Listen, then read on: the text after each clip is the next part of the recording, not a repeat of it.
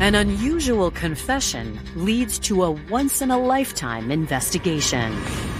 A man called 911, and he said he wanted to report a murder, but it hadn't happened yet. We hadn't talked in 20-some years, and she's trying to get me to kill somebody. I realized right then and there, I had to go to the authorities. To prevent a murder, police will have to catch the mastermind in the act. In the law, a crime like attempted murder isn't completed until there's a substantial step taken. She's already talked about getting a gun. What if we provide that opportunity? A daring sting operation gives police more than they bargained for. If I knew I had to do it myself, it would have already been done. Just unbelievable. The more you dig, the deeper the rabbit hole goes. And detectives uncover a history of fraud, violence, and greed. The fire and the murder for hire plot, right? It's the same playbook. You borrow money from her and it was like selling your soul to the devil. Psychopath is the best way to describe her. Honestly, I don't have a conscience.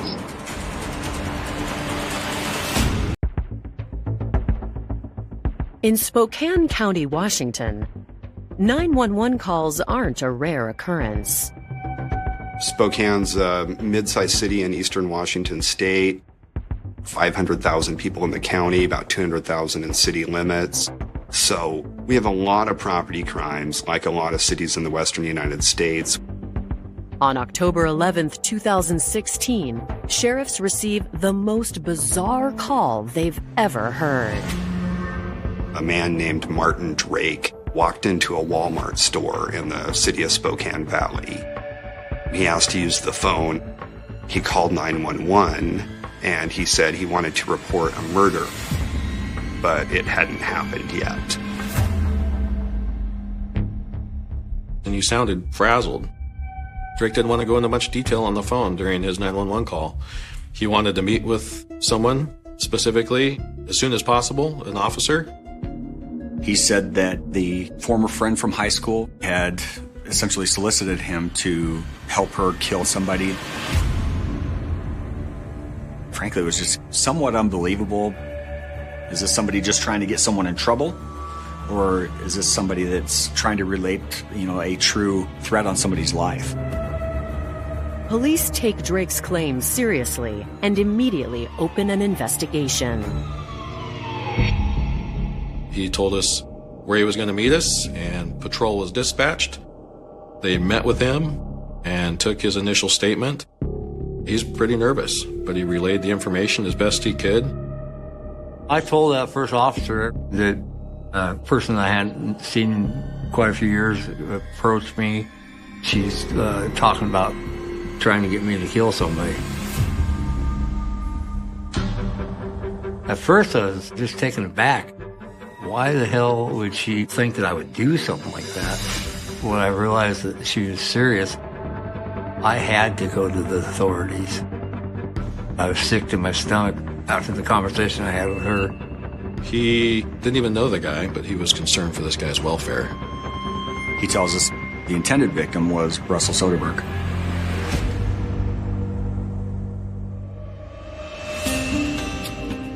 Russell Soderberg was a lifelong resident of the Spokane Valley area. Russ was a good guy. He was definitely a family man. He was born in 1965, had a pretty standard childhood, went to high school, and then quickly joined the workforce after that.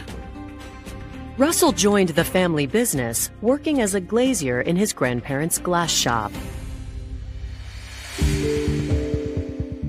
By the time he was 20, Russell was already married and starting a family of his own. He had 2 children with his first wife, a son and a daughter, Scott and Stacy. Russell worked hard to provide for his children, but after 13 years of marriage, he and his wife decided to get a divorce. Within a year, a new woman caught Russell's eye. Martie Maxwell. He was playing on a softball league with my mom's brothers. And he asked her out, and she said yes.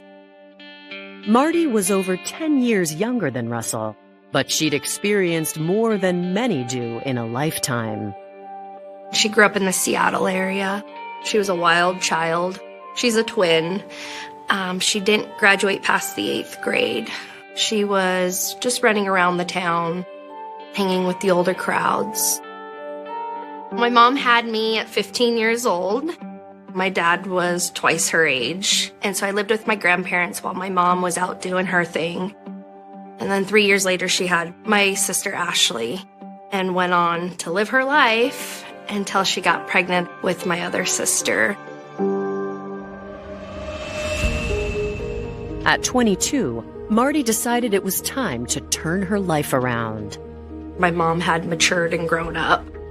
She kind of settled down here in Spokane and was working retail for a store, and that's about the time she met Russell. And we thought, well, maybe this is the turnaround for her, because he was a good guy. Russell asked Martie to marry him in 2002, 3 years after they met. In 2007, they had a child together, and Martie quit her job to become a stay-at-home mother.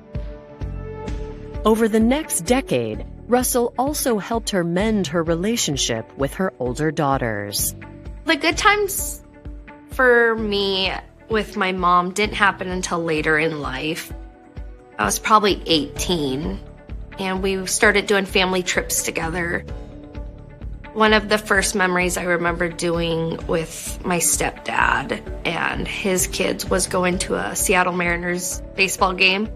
It seemed like we were a normal family that was blended. I knew he was a positive influence around her, and he had a stable job, and they came around in the holidays. I've looked to him more as a dad than a stepdad. He's always provided when we've needed. He's been there when we need him.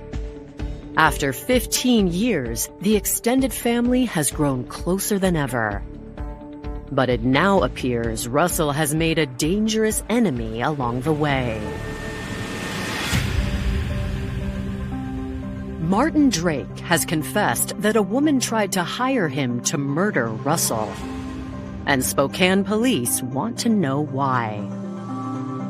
Mr. Drake was so specific that we knew that we needed to take it serious. And that required that full and complete investigation. Deputies proceeded to give me a ride over to the substation out there in the valley, and I met a couple of detectives and explained to them what was going on. According to Drake, it all began when an old friend reached out to him on social media. I hadn't thought of this person since we were like 15, 16 years old. She contacted me on Facebook, and the next day we met up. I really don't recall the whole conversation. I just asked what I've been up to. Over lunch, Drake shared some of the hardships he'd been through, and his friend offered to help. At the time, I was homeless. I had a drug addiction. He told her that he was living in some field under a park bench or a picnic table. The two met up again the following day, but this time she asked Drake for something in exchange. We hadn't talked in 20-some years, and that's when she dropped the bomb that she's trying to get me to kill her husband. At that point, Drake told us his friend that he just met up with was Martie Soderberg. So the more we talked to him about it, we finally figured out her husband was Russell Soderberg. Martie told Drake that she was unhappy in her marriage, but she couldn't just get a divorce because she didn't work. She'd be left with nothing. So she had just taken out a $300,000 life insurance policy on her husband. Drake says Martie appeared to have thought the whole thing out already. She even knew when she wanted it done. She wanted me to shoot him Well, on Halloween night, in front of their kids while they were trick-or-treating, so she would have an alibi. Drake said Martie was pretty calm, cool, and collected.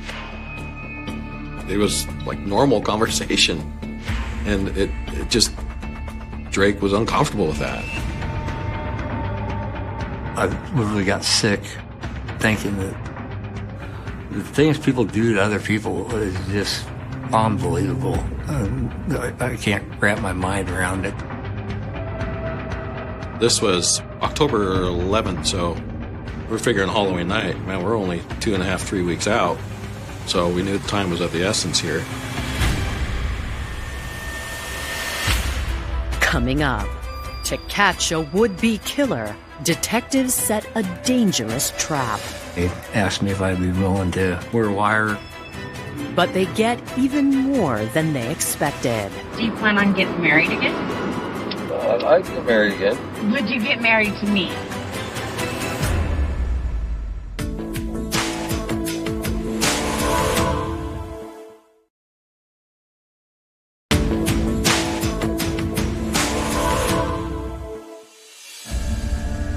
Police in Spokane County, Washington, have just heard about an alleged murder for hire from the man who claims he was hired to carry it out. But they can't make an arrest without knowing if any of it is true. The credibility of any witness is something that we always have to be concerned about. It's are they believable? Is the information that they have credible? What type of history do they have? Martin Drake had a lengthy criminal history, mostly involving drugs, felony property crimes.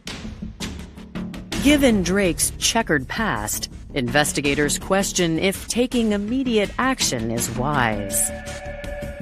When we get the initial information, we need to verify and lend credence to what Drake was saying. Even if Drake is telling the truth, they can't charge Martie Soderberg with much of anything. They could have, at that point, arrested Martie for harassment. It's a very low-level felony, and it involves threatening to kill somebody. But had we stopped right there, arrested her for this lesser charge, we could have wound up with a situation where the charge didn't stick. Detectives also can't risk warning Martie's husband, Russell. If we were to talk to Russell, there's a potential that he would have confronted her about it. She could have ran him over in the driveway, for all we know, at that point. So, given the threat she posed to him, building a solid, strong case on her was the appropriate action for law enforcement. To solve their dilemma, investigators come up with a daring plan. We've got a person who's cooperating with law enforcement, and it allowed us to start gathering the information that we needed to ensure his safety and hold the person accountable for it. They decided to set up a sting. Drake had a cell phone, but it only operated off of Wi-Fi. So he contacted us about noon that next day. They asked me if I'd be willing to wear a wire and get the information they needed to get a stop to this, and I agreed. With officers listening in, Drake calls Martie to arrange a meeting. Ultimately, the plan they came up with involved really putting a lot on Drake to use this recording device, to play it cool, to not tip off Martie. We were pretty anxious about it. He said, just speak to her, just converse with her, talk to her, just act normal. That's it.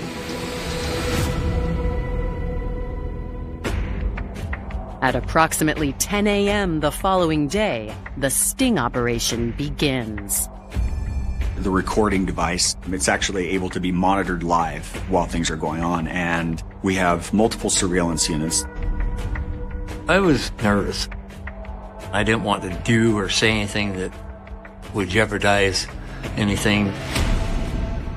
We didn't know whether or not Martie Soderberg had any access to firearms or anything like that, and if something tipped her off too far, there's a potential that she could have taken action against Mr. Drake, to include harming him while he's in the car. As soon as Drake and Soderberg met up and got in the same car, the conversation about the plans to kill her husband was almost instantaneous. You know what he tells me all the time? I mean, all the time? He tells me I'm worth more dead than alive, which is true, because of my insurance. And I'm just sitting back thinking, you know what, I'm going to get insurance on you. She portrayed him to be this evil person. She just couldn't bear to be with him anymore. And that she was wanting to know if I would kill him for her. I'm not doing it tomorrow. No. You damn sure ain't doing a Halloween. No, I totally agree, because you got a lot of parents out there freaking trick-or-treating with their kids, so, Right. I mean, that would be stupid. And I'm not stupid. If killing her husband on Halloween won't work, Martie says there are other options. If I knew he was going out of town and I knew, you know, that he stopped at the rest area or whatever, like the rest area would be a good spot for something to happen. Yeah, like he got robbed. Another scenario that she ran through was that if Russell were to die while he was at work, then there would be an additional payout through his employer. Martie implies that she will cut Drake in on Russell's $300,000 insurance policy. When he asks for more details, Martie reveals how deep her planning goes. He knew enough about life insurance and that sort of thing to say, well, is there, an exception for certain circumstances under which he dies? Does it have to be an accident to get the insurance money? You got to make sure of that too. If he gets shot or whatnot like that, he's covered.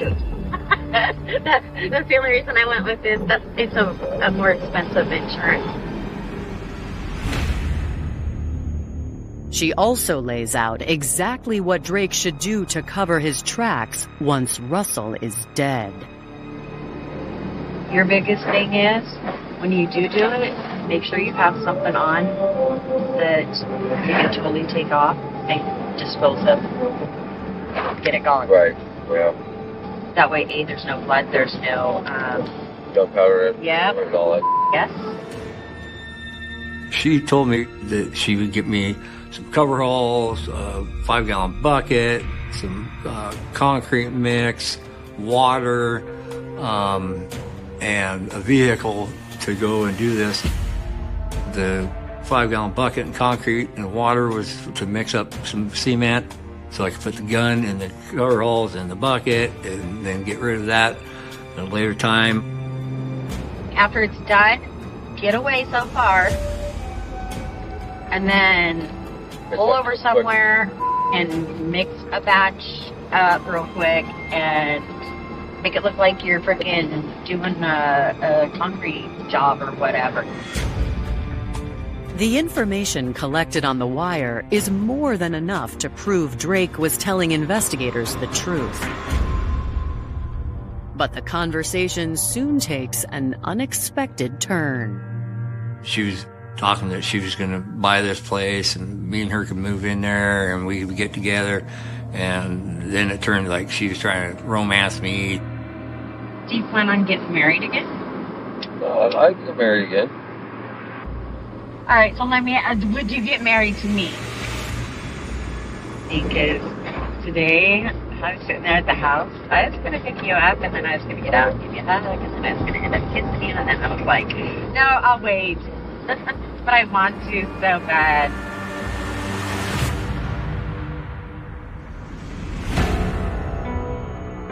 Martie's not done with startling confessions. She also admits Drake wasn't her first choice as the hitman. She'd originally asked a different friend, Dennis Bierke. Martie said Dennis declined. So this plot had been rolling around in her mind for at least a few months. Mr. Drake is like, whoa, time out here. Hold on a second. What do you mean you've talked to him about this too? What happens if I go and whack this guy and now he sees that your husband just was killed? Isn't he going to know? he gonna see Jack? I know Dennis. I'm gonna let you in on a secret, and this is why I know that he'll never see Will and whatnot. Me and Dennis, we've slept together. He thinks me and him are gonna end up getting together after all this. You know, it was somebody to have in my back pocket. So anytime I needed anything or whatever, he was there. And then she also said he's on the line for a fire. That Dennis was probably involved somehow. So Detective Millville and I were like, what's this about? We'll make a note of that for later to see what this is all about. After 3 hours, the meeting comes to an end, and Drake has one last question for Martie. Drake asks Martie about how she'll feel after the incident. She'll, for lack of a better term, freak out once her husband's dead. No, honestly, I don't have a conscience. If I knew I could get away with it, do it myself, it would have already been done. It all boils down to she was going to kill this man for money. Psychopath is the best way to describe her. Just unbelievable that she could just be so callous about it. And the more you dig, the deeper the rabbit hole goes with this one. I mean, we all have moments, where you finally have had enough.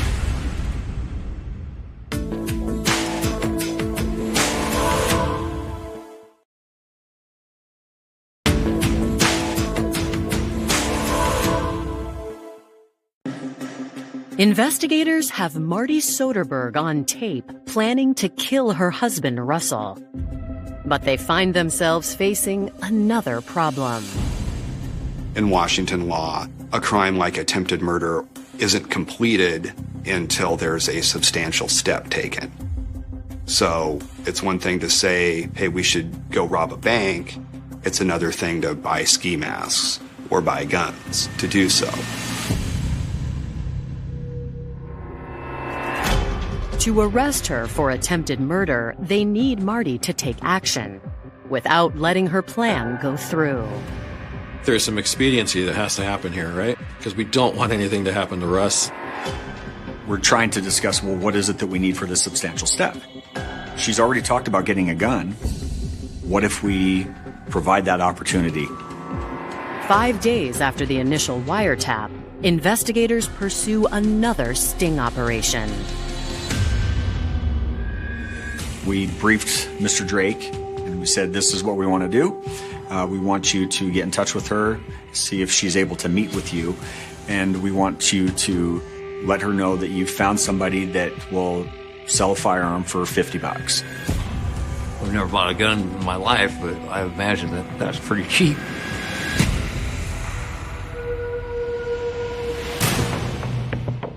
Martie takes the bait and agrees to the meeting. When she shows up on October 17th, detectives are once again listening in. Martie arrives in the pickup truck, and Mr. Drake gets into the car. I told her a buddy of mine knew this guy. He was going to meet us at Walmart. He's going to bring the pistol. That's a good deal on this. We had another one, but it was an automatic. We had to worry about shell casings, and we wanted $200 for that. So. I don't know where he comes up with these things so quick. That man flew by the seat of his pants, and everything that he said, it was so natural. I don't know that an undercover officer could have done a better job than he did.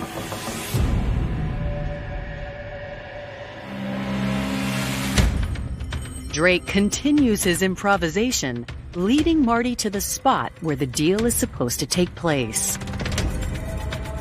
Look for black Acura. Oh, that might be him pulling in now.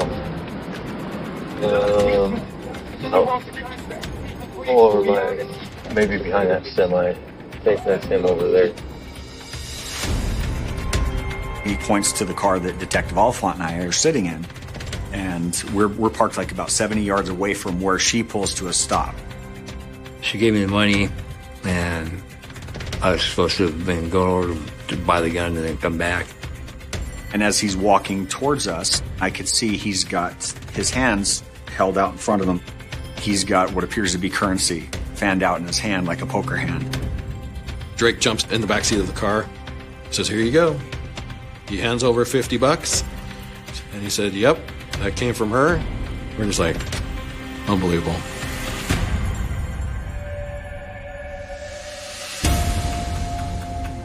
If the case hadn't been across the line of definitely being a crime and definitely being solicitation to commit murder before this put it over the line.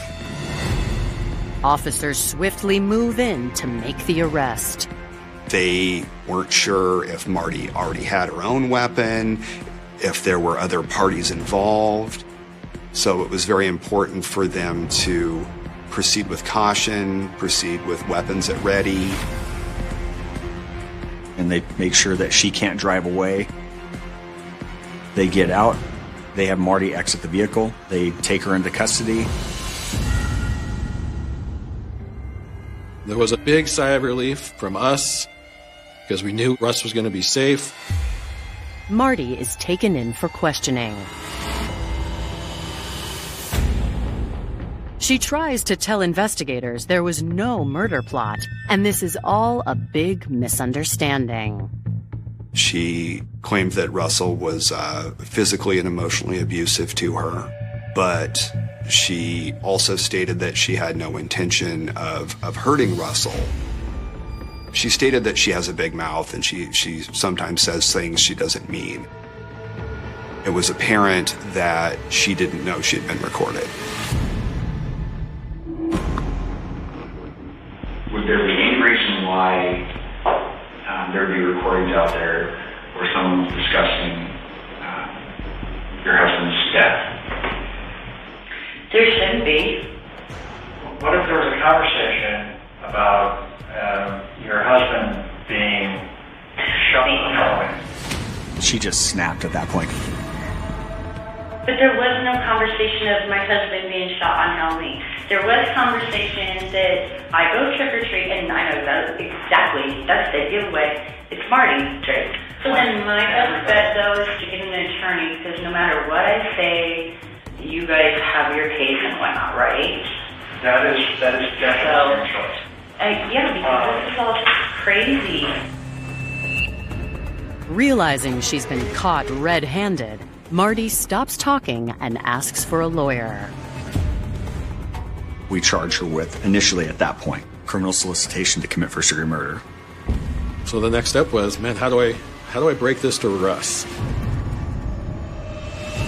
Coming up, investigators hear Russell's side of the story. And I'm thinking, no, how's something this stupid going on? And a new confession draws a link to a previous crime. If last time she got tens of thousands of dollars, what if she gets hundreds of thousands of dollars this time?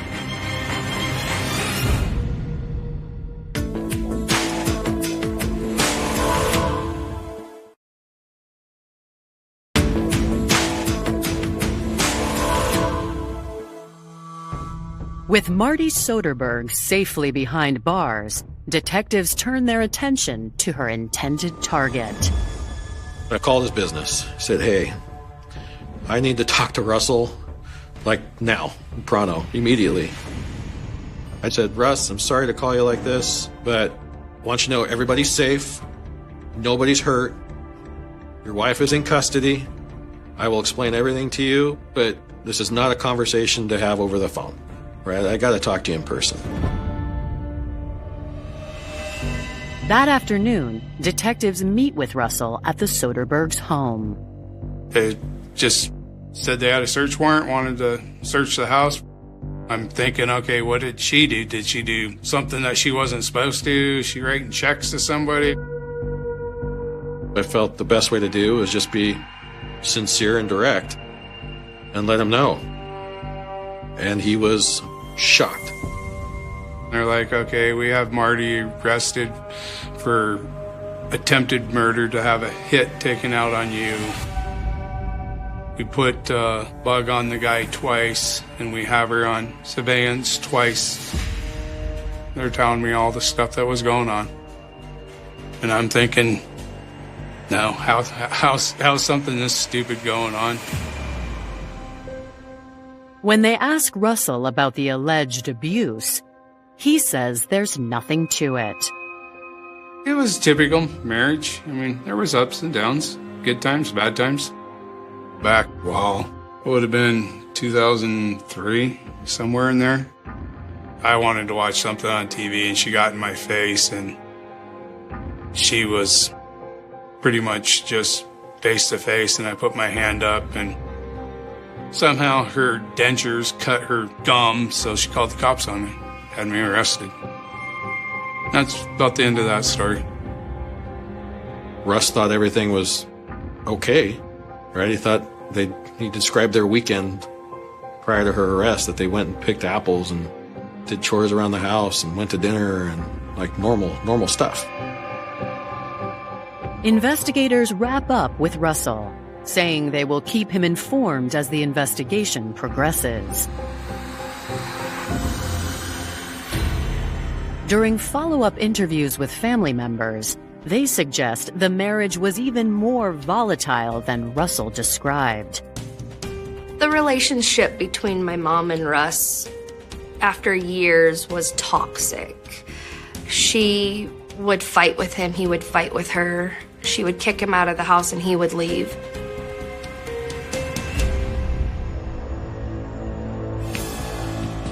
Family members recount the majority of the fights between Martie and Russell revolved around one thing: money.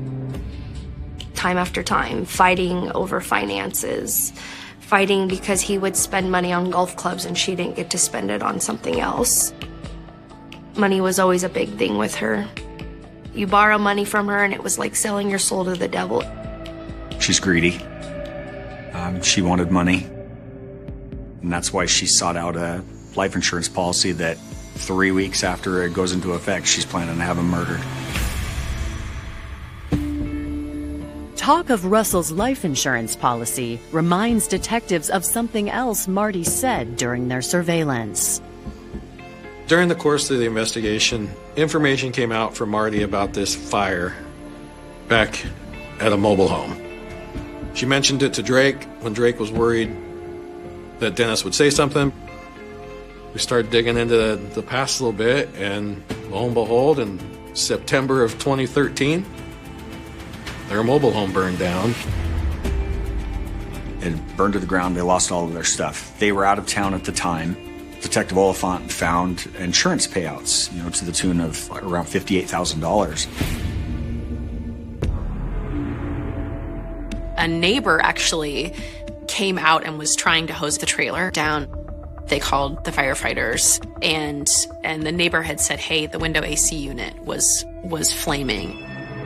Even though the insurance company said they settled on the AC unit being the cause, there was never any determination of what was wrong with it, which I kind of found odd. I believe there was some suspicion on their part, but ultimately there wasn't enough for them to deny payment. So the Soderbergs received a large check.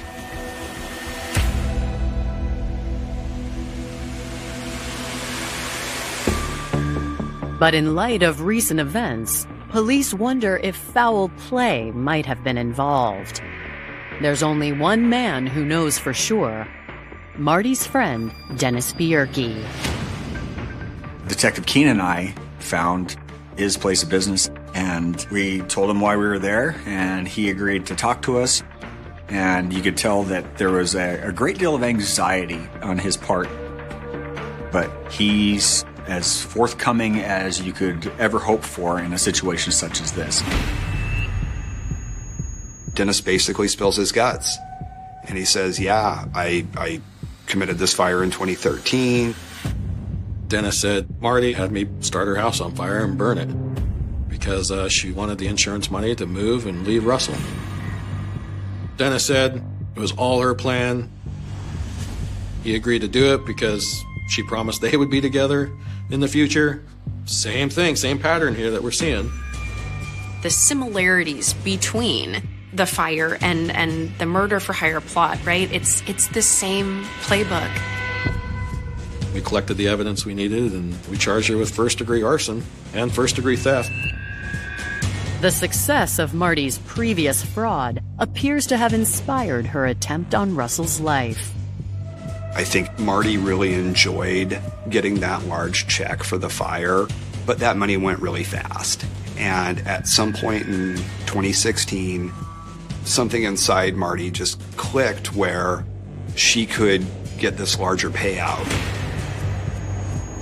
If last time she got tens of thousands of dollars, what if she gets hundreds of thousands of dollars this time? Dennis confirms Martie asked him months ago to shoot Russell, but he turned her down. He comes up with the exact same story that Martie requested of Mr. Drake. Just further confirmation that this plan was something that she had had in effect for a while. She asked not one but two people to murder her husband for the money. Puts a pretty big roadblock on any argument that she was just running her mouth. I'm not a psychologist, but there are certain things about the fact that she's willing to lie. She's not concerned about harming people. She believes she could get away with this, and she could take this to the next level.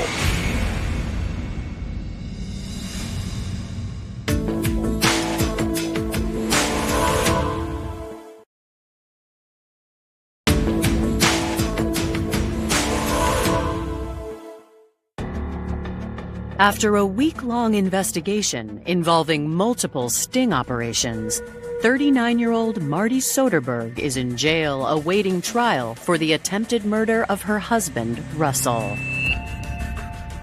She has also been charged with arson and insurance fraud in connection with the burning of her home in 2013. It was news around here. Yeah, it made the headlines.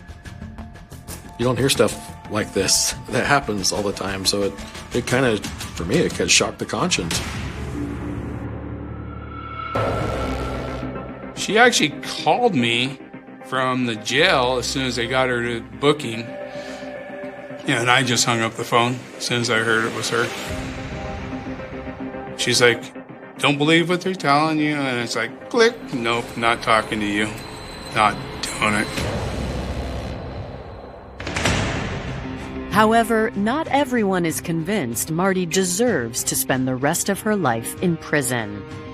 I remember thinking to myself, if this has made the news, she's not going to get a fair trial. So my uncles and I rallied together and came up with the money to hire her a private attorney. And the private attorney worked on getting her plea deals. We had offered to resolve both the murder for hire case and the arson case with a plea deal with good time if she would have been out in maybe 7 or 8 years. I thought, she's going to think about her kids and her grandkids, and she's going to want to see us grow up. And she said she was taking it to trial, that she had a better chance against her peers. I thought my mom was stupid for not taking a plea deal, and I wanted to cry. She really thought she was still above and beyond and smarter than prosecutors, the cops. Martie's first trial for solicitation to commit first-degree murder and attempted first-degree murder begins in March 2018. From my standpoint as a prosecutor, it was pretty well teed up for me. There was this great recording. In some ways, it was about kind of just pressing play and letting the jury hear what Martie said. But also it was about kind of strengthening that with Drake's testimony and Dennis's testimony. The recordings turn even Martie's most loyal supporters against her. I stood by my mom's side through all of it. I thought, there's no way this is true. Then we hear the audio, and the audio was bad. The audio sealed what I feared the most, that she was guilty. Honestly, I don't have a conscience. If I knew I could get away with it, do it myself, it would have already been done. Martie's attorneys seem to have only one card they can play. The defense was essentially one of entrapment, that Drake had put this idea in Martie's head, or he'd come up with this. During the trial, Martie took the stand. She believed in her heart of hearts that she'd be able to talk her way out of it. She was very combative with me on cross-examination.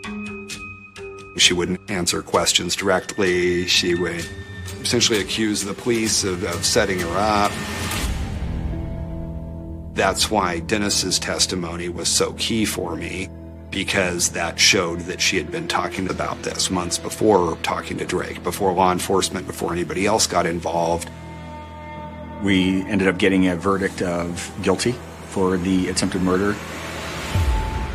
She received 15 years for that. The murder had not actually ultimately taken place, but it was very much my office's belief that she would have gone through with it. She had just dug herself too deep. Following her conviction, Martie stands trial again for arson and fraud in 2021. She is found guilty and sentenced to an additional 3 years. She essentially went double or nothing, and she lost on both.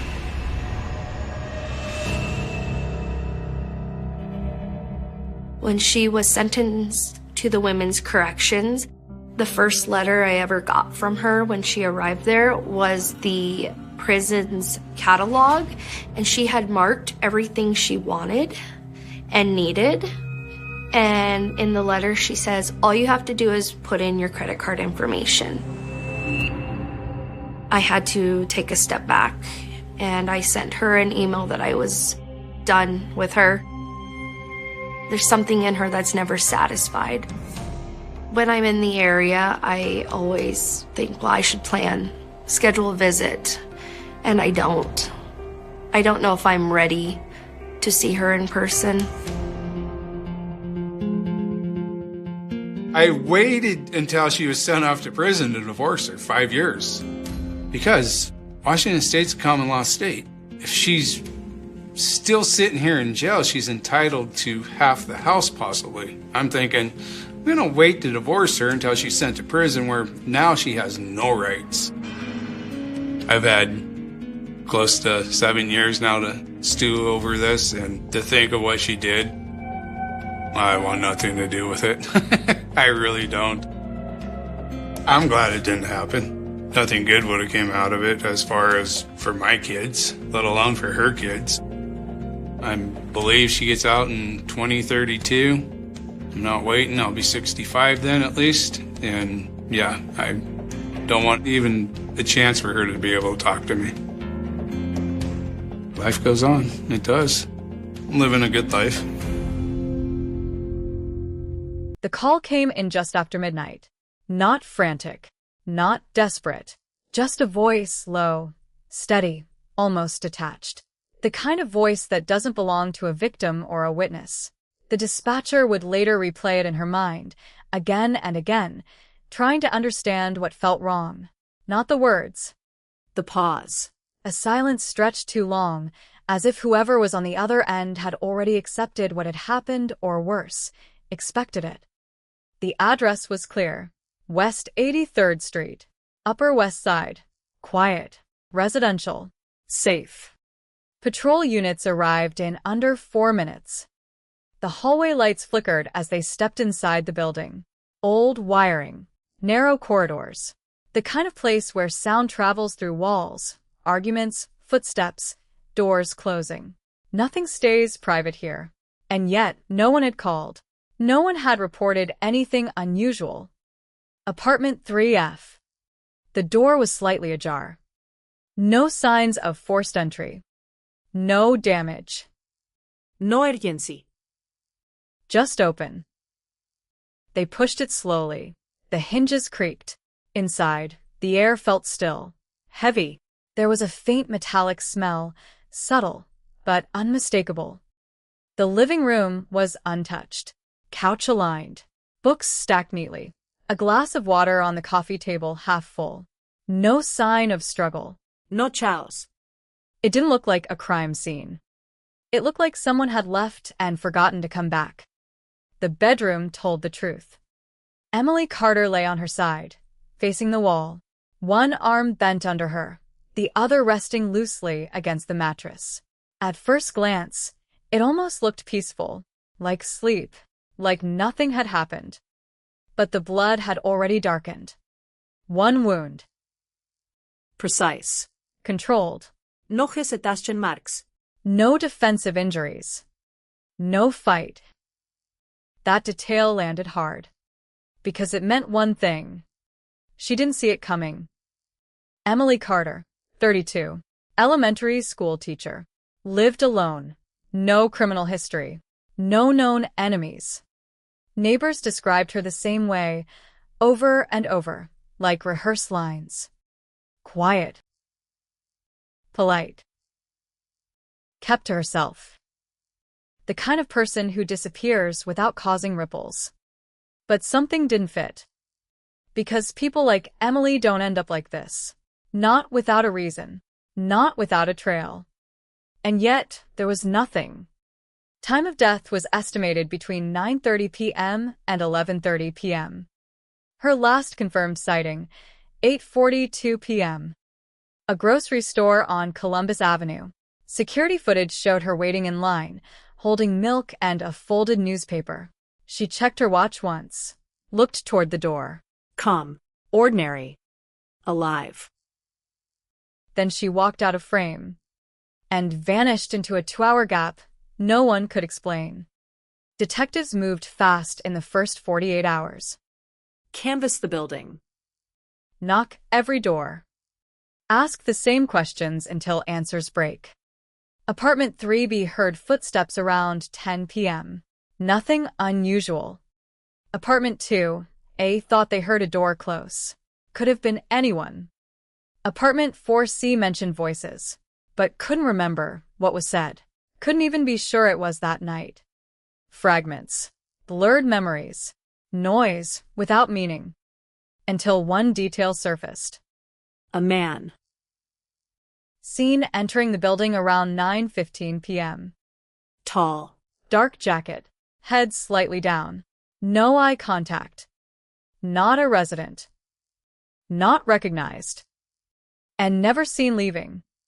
That single observation shifted everything. Because if he went in and never came out, then he was still inside when she died. Or he knew exactly how to leave without being seen. Security cameras inside the building were offline. Broken system. Weeks of complaints. Maintenance delayed. Outside cameras picked up movement, but nothing clear. Just a shadow crossing the frame. A shape that stayed just outside the light.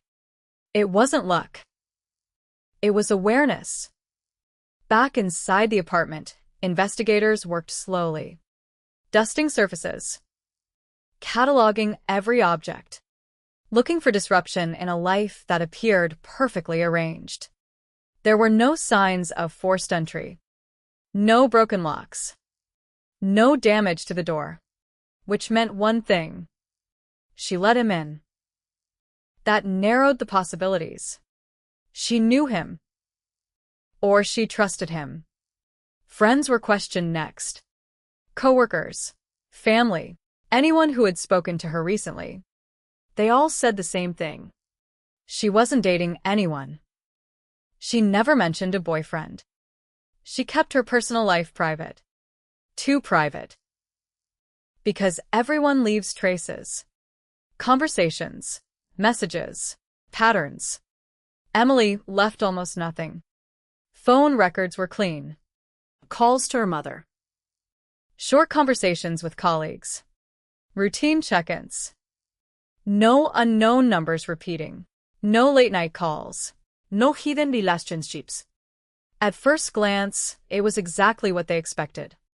Until they noticed the gaps. Every Thursday evening her phone went silent. No outgoing calls. No incoming activity. No signal movement. Just nothing.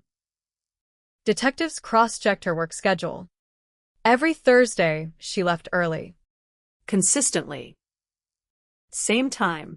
Same pattern. And no one knew where she went. That detail stuck. Because routines don't lie. People hide secrets in repetition. They returned to her apartment for a second search. Slower, more deliberate. Not looking for evidence of violence. Looking for evidence of absence. Something that didn't belong. Or something that was missing. It was tucked inside a drawer. Under a stack of folded letters. Old correspondence. College friends. Family notes. Nothing unusual. Except for one thing. A key. Small. Unlabeled. Clean. Not attached to any keychain. Not marked. Just placed there. They tested it on every lock in the building. Front entrance. Basement storage. Roof access. Maintenance closets. Nothing. It didn't open a single door inside that address. Which meant it belonged somewhere else. Somewhere she went. Somewhere she didn't talk about. Thursday nights. The silence on her phone. The missing hours. The hidden key. The pieces were starting to form a shape. But the center was still missing. Weeks passed. The investigation slowed. The man in the dark jacket became less real with every passing day. No name. No clear face. No trace in any database. Just a memory shared between strangers. Then, 3 weeks after the murder, something shifted. Emily's mother received a phone call.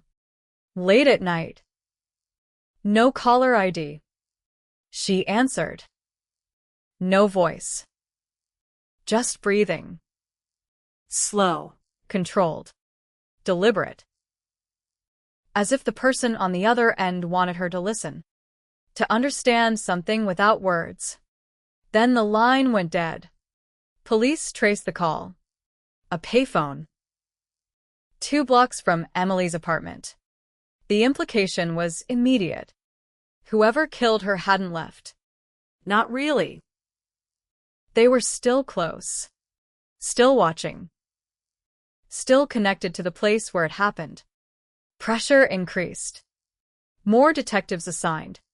More hours poured into the case. But pressure doesn't break silence. And this case was silent in all the wrong places. By early 2002, the leads had thinned.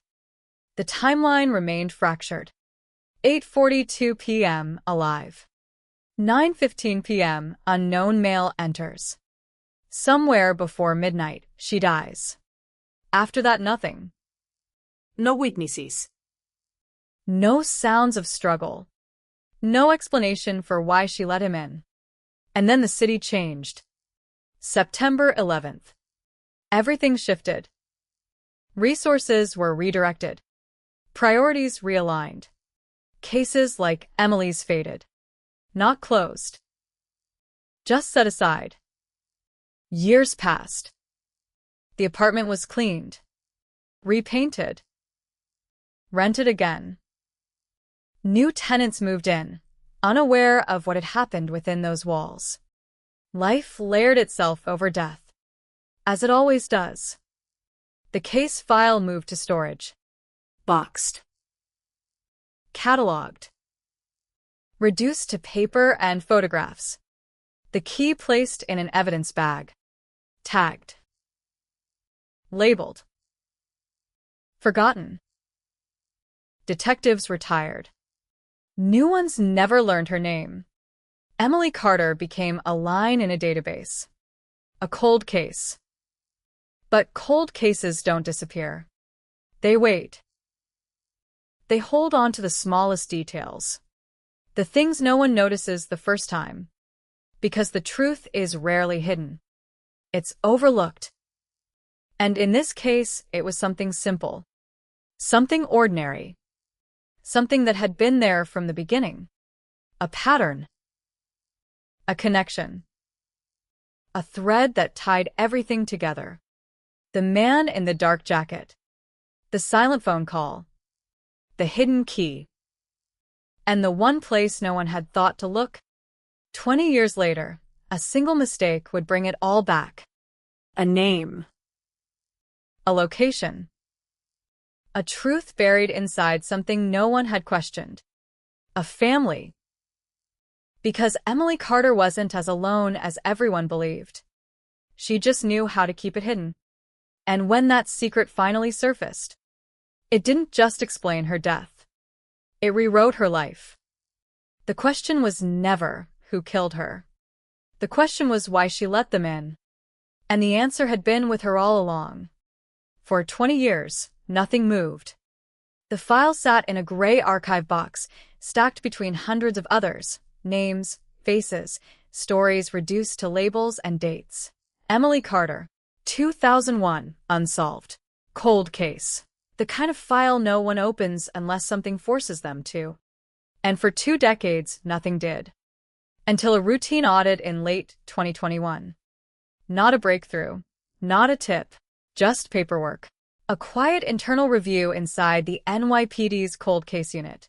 Old evidence being recatalogued, digitized, processed with newer systems. Names scanned. Items logged. Forgotten details pulled back into the light. That's when the key surfaced again. Small. Unmarked. Bagged and sealed since 2001. At the time, it meant nothing. A loose end with nowhere to go. It didn't match her apartment. Didn't match the building. Didn't match anything investigators had access to. So it was filed away. But in 2021, the system had changed. Now there were databases. Cross-referenced lock manufacturers. Digital registries. Patterns that didn't exist 20 years earlier. An analyst, young, methodical, patient, ran the key through an updated comparison system. No expectations. Just procedure. The result came back in under 30 seconds. A match. The key belonged to a storage facility in Queens. It wasn't obvious. The model was generic, widely used. But the wear pattern, the microscopic scratches, the cut depth, the specific configuration, it aligned with a batch distributed to a single company in the late 90s. A self-storage chain. One location still active. Still operating. For the first time in 20 years, the case moved. Detectives didn't rush in. They verified first. Records, ownership logs, rental histories. The problem was time. 20 years meant changes, closures, transfers, lost data. But not everything disappears. The facility still had archives. Paper contracts, old ledgers, backup systems no one had thought to erase. It took 3 days to find it. Unit 314. Rented in 1999. Name on the contract: Emily Carter. The room went quiet when the name was confirmed. Because that changed everything. She had a second space. A place no one knew about. A place she paid for in cash. A place connected to those missing Thursday nights. Detectives drove out that same afternoon. The building hadn't changed much. Long rows of metal doors. Concrete corridors. Fluorescent lights buzzing overhead. The kind of place designed for anonymity. For storing things people don't want in their lives but can't let go of. Unit 314 was halfway down the corridor. Locked. Untouched. The facility manager hesitated when they explained. 20 years. No missed payments. That was the first strange detail. The account had been active the entire time. Automatically billed. Always paid. Not by Emily Carter. The name on the current billing record had changed. Not recently. Years ago. Quietly. Without notification. Detectives stood in front of the unit, the old key sealed in evidence, the new lock in place. A warrant was signed within hours. By evening they opened it. The smell hit first. Not decay. Not rot. Just still air. Closed space. Time sealed inside 4 metal walls. The light flicked on. And everything stopped. Boxes. Dozens of them. Stacked neatly. Labeled. Organized. This wasn't random storage. This was deliberate. Careful. Maintained. They opened the first box. Photographs. Dozens, maybe hundreds. Emily Carter at different ages. Not posed. Not aware. Taken from a distance. Surveillance. The angles were wrong for family pictures. Too far. Too hidden. Too precise. They opened another. More photos. Different locations. Different times. Years apart. Someone had been watching her. Long before she died. The timeline stretched back further. Even earlier. This wasn't a sudden crime. This was history. A third box. Letters. Unsent. Addressed to Emily. Handwritten. No stamps. No envelope sealed. They read the first one. Short. Simple. I saw you again today. You didn't notice. You never do. Another. You always take the same route on Thursdays. I like that. It makes things easier. Another. You think you're alone, but you're not. The handwriting was consistent. Controlled. Measured. Not frantic. Not obsessive in appearance. But something underneath it felt wrong.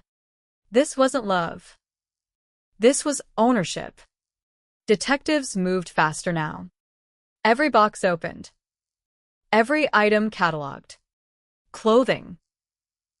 Not hers. Different sizes. Different styles. Objects.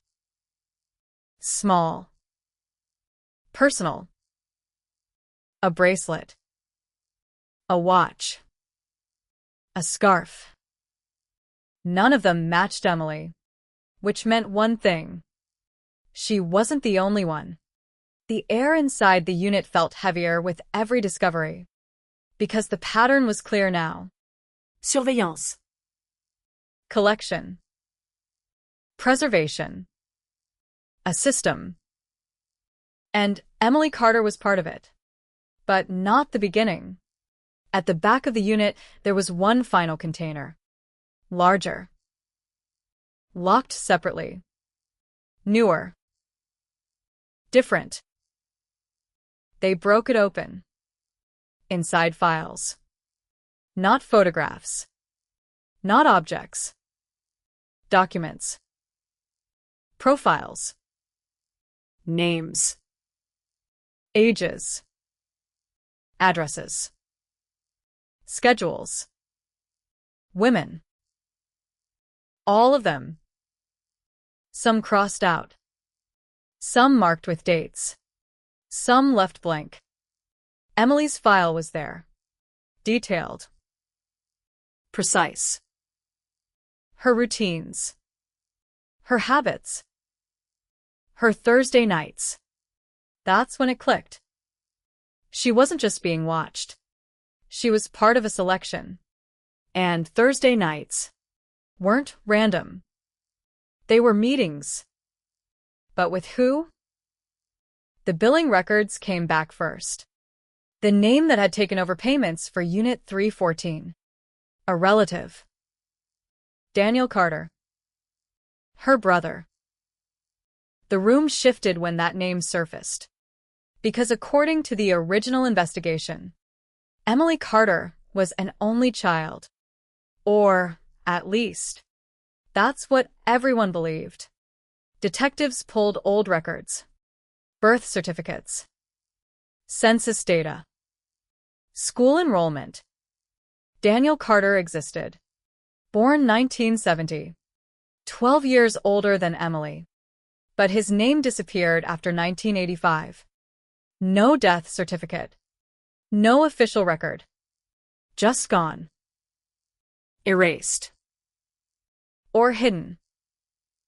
The family had never mentioned him. Not once. Not during interviews. Not during questioning. Not even after her death. Which meant one thing. They knew. Or they were hiding something. Detectives went back to the mother. Older now. slower. But when they said the name, everything changed. The silence wasn't confusion. It was recognition. And fear. Because Daniel Carter wasn't supposed to come back. But he never left. The storage unit proved that. The payments proved that. The surveillance proved that. He had been there. All along. Watching. Waiting. Collecting. And on one night in 2001, he stopped watching and stepped inside. The man in the dark jacket. The missing hours. The silent phone call. It all pointed back to one place. Family. But the truth wasn't simple. It never is. Because if Daniel Carter was alive, if he had been watching her for years, if he had access to her life, then the question wasn't just what happened that night. The question was why no one stopped him. And why Emily never ran. Because somewhere between fear and familiarity, there was something else. Something deeper. Something that turned a stranger into someone she would open the door for. And that meant one thing. When he knocked that night, she knew exactly who was standing on the other side. And she still let him in. Daniel Carter's name should have closed the case. In most investigations, it would have. A missing sibling, a hidden storage unit, years of surveillance material, a pattern stretching back before the murder itself. It was the kind of discovery that reorders everything sharp and absolute. But here it didn't feel like closure.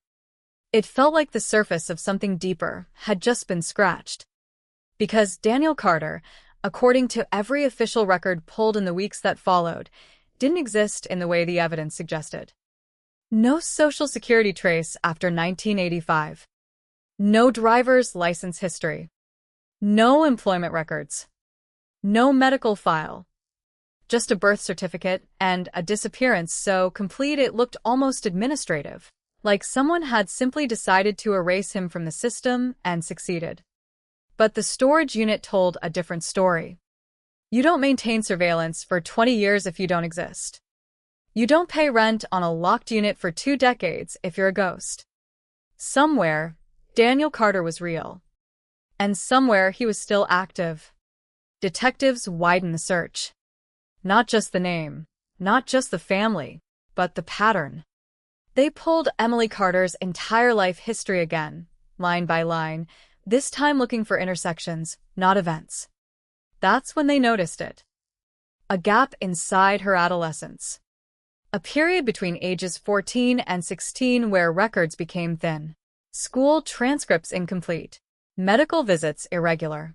Neighbors who remembered her family but couldn't recall details about those specific years. At the time of the original investigation, it had been dismissed as normal inconsistency in archival data. Now it looked different. Now it looked like omission. They went back to the mother again. This time, she didn't resist the questions. She just looked tired. Like she had been waiting for this moment longer than anyone else in the room. When they said Daniel's name again, she exhaled slowly, as if something inside her had finally given up holding its shape. He was supposed to be gone, she said. That was the first sentence. Not denial. Not confusion. Gone. As if that word explained everything. She told them about the accident. A winter night. A car crash on a highway outside Albany. Daniel was 16. Emily was 4 years younger. He survived, but not intact. Head trauma, extended hospitalization, behavioral changes afterward. Aggression, withdrawal, gaps in memory. The kind of case that gets labeled recovery with complications and quietly absorbed into family life until it becomes something else entirely. Something unspoken. Something managed. Then she stopped. And when detectives pressed, she shook her head. I didn't want him near her, she said finally. Her voice dropped lower on the last word. Her. Not children. Not family. Her. That detail changed the tone of everything, because it suggested a division inside the household no one had documented. A fracture that had never been recorded in any official report. And Emily Carter had been on one side of it. Detectives dug deeper into Daniel's hospital records. What they found was fragmented. Admission forms, treatment notes, psychiatric evaluations. Some pages missing. Some heavily redacted. But the pattern was there. Discharge in late 1985. Recommended outpatient supervision. No follow-up confirmation. No verified long-term care. Just a gap.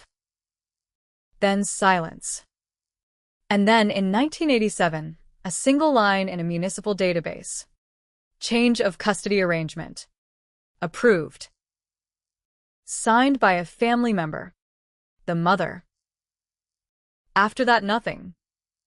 No school enrollment. No employment. No tax records. Nothing that would confirm where Daniel went after leaving the system. But the storage unit told a different story. He didn't disappear. He moved. He adapted. He stayed close. And Emily grew up. Under the same roof. With someone who should have been gone. The detectives began reconstructing her adolescence through a new lens. Not as a victim. Not as a subject. But as someone living inside a structure they hadn't understood. Former classmates were re-interviewed. This time, the questions were different. Not, did you know her? But, did you ever see anyone with her? Did she ever mention her family? Did anything about her home life seem unusual? That's when inconsistencies appeared. Small ones.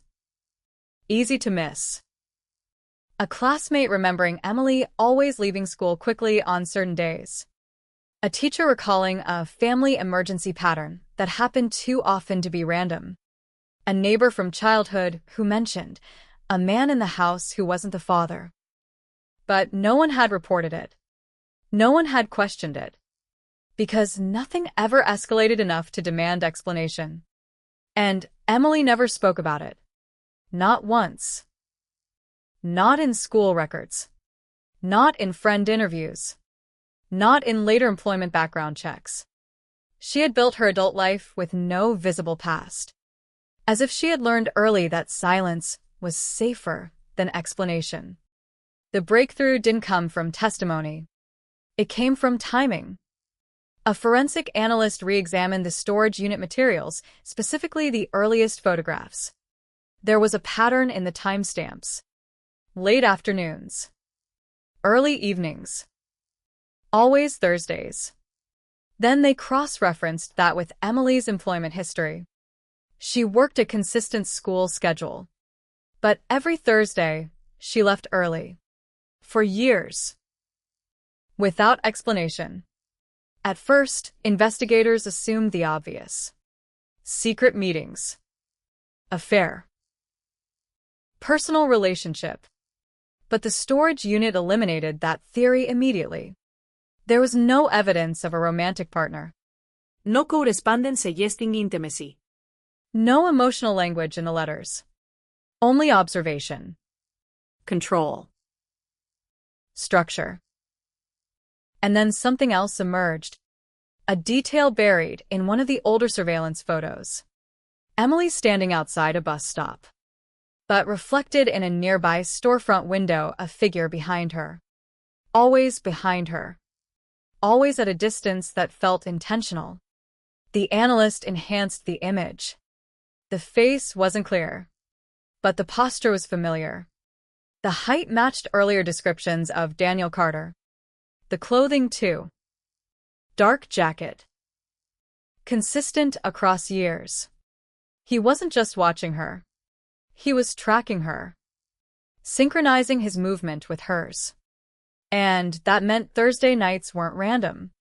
They were planned. Ritualized. Repetitive. Something had been happening on those nights for years. Long before the murder. Detectives returned to the storage unit for a third sweep. This time they focused on one thing only. Emily's file. The most complete one. The one Daniel had built. Inside it were notes that didn't read like observation anymore. They read like instruction. She reacts poorly to confrontation. She prefers compliance over resistance. She isolates when stressed. Minimal deviation from routine. And then, the final line. Written in a different ink. Newer. Final adjustment pending return. That phrase didn't belong to surveillance. It belonged to intention. At that moment, the theory shifted again. Because it suggested something no one had fully considered yet. Daniel wasn't just watching Emily. He was preparing her. For something. The question changed shape. It was no longer about what happened in 2001. It became about what had been happening since childhood. And somewhere in that realization, the original murder stopped being an isolated event. It became the final point in a much longer sequence. Detectives reopened the original crime scene photos. Zooming in on details previously considered irrelevant. Objects on the nightstand. The position of the glass of water. The alignment of shoes near the door. Everything was too orderly. Too controlled. Like nothing had been disturbed because nothing needed to be. Because she didn't resist. And that realization created the most difficult question of all. Not who entered her apartment. Not how he got in. But why she expected him. Because everything they had uncovered pointed in the same direction. Emily Carter didn't accidentally open that door. She recognized who was standing behind it. And after 20 years of silence, hidden records, and carefully preserved secrets, the investigation was no longer about finding a killer. It was about understanding a relationship no one had ever been allowed to see clearly. And the deeper they went, the more it became clear that Emily's death was not an interruption. It was an outcome. And someone had been guiding that outcome for a very long time. The realization that Emily Carter's death may not have been an interruption, but an outcome, changed the atmosphere inside the cold case unit completely. No one said it out loud at first. They didn't need to. It was in the way files were handled more carefully now. In the way photos were studied longer. In the way conversations dropped whenever Daniel Carter's name appeared again. Because now the case was no longer about a single night in 2001. It was about control. Extended, sustained, invisible. And control, once proven, reshapes everything you thought you understood about violence. The first step was to reconstruct Daniel Carter's presence outside the storage unit. Not as a shadow in surveillance photos. Not as a name on old hospital records. But as a physical person moving through time. Detectives began mapping every confirmed trace of Emily's life against every possible appearance of him. A timeline overlay. 2 lives, separated on paper, but now suspected to be entangled in ways no one had documented. What they found was unsettling. Because Daniel wasn't always behind her. Sometimes he was ahead. A subway security still from 1996. A man matching his build, standing 2 cars ahead of Emily during her college commute. A blurred figure outside a university library in 1998, holding a newspaper, not reading it, just watching. A street reflection in 1999, same jacket, same posture, same distance. Each sighting alone meant nothing. Together, they formed a pattern. Not pursuit. Positioning. like he was learning the rhythm of her life rather than chasing it. And then came the breakthrough that shifted the entire emotional weight of the case. A recovered cassette tape. Evidence from Emily's apartment, originally labeled irrelevant personal media, reanalyzed during digitization. A recording. Faint. Almost unusable, but clear enough when enhanced. It was Emily's voice. Young. Earlier than 2001.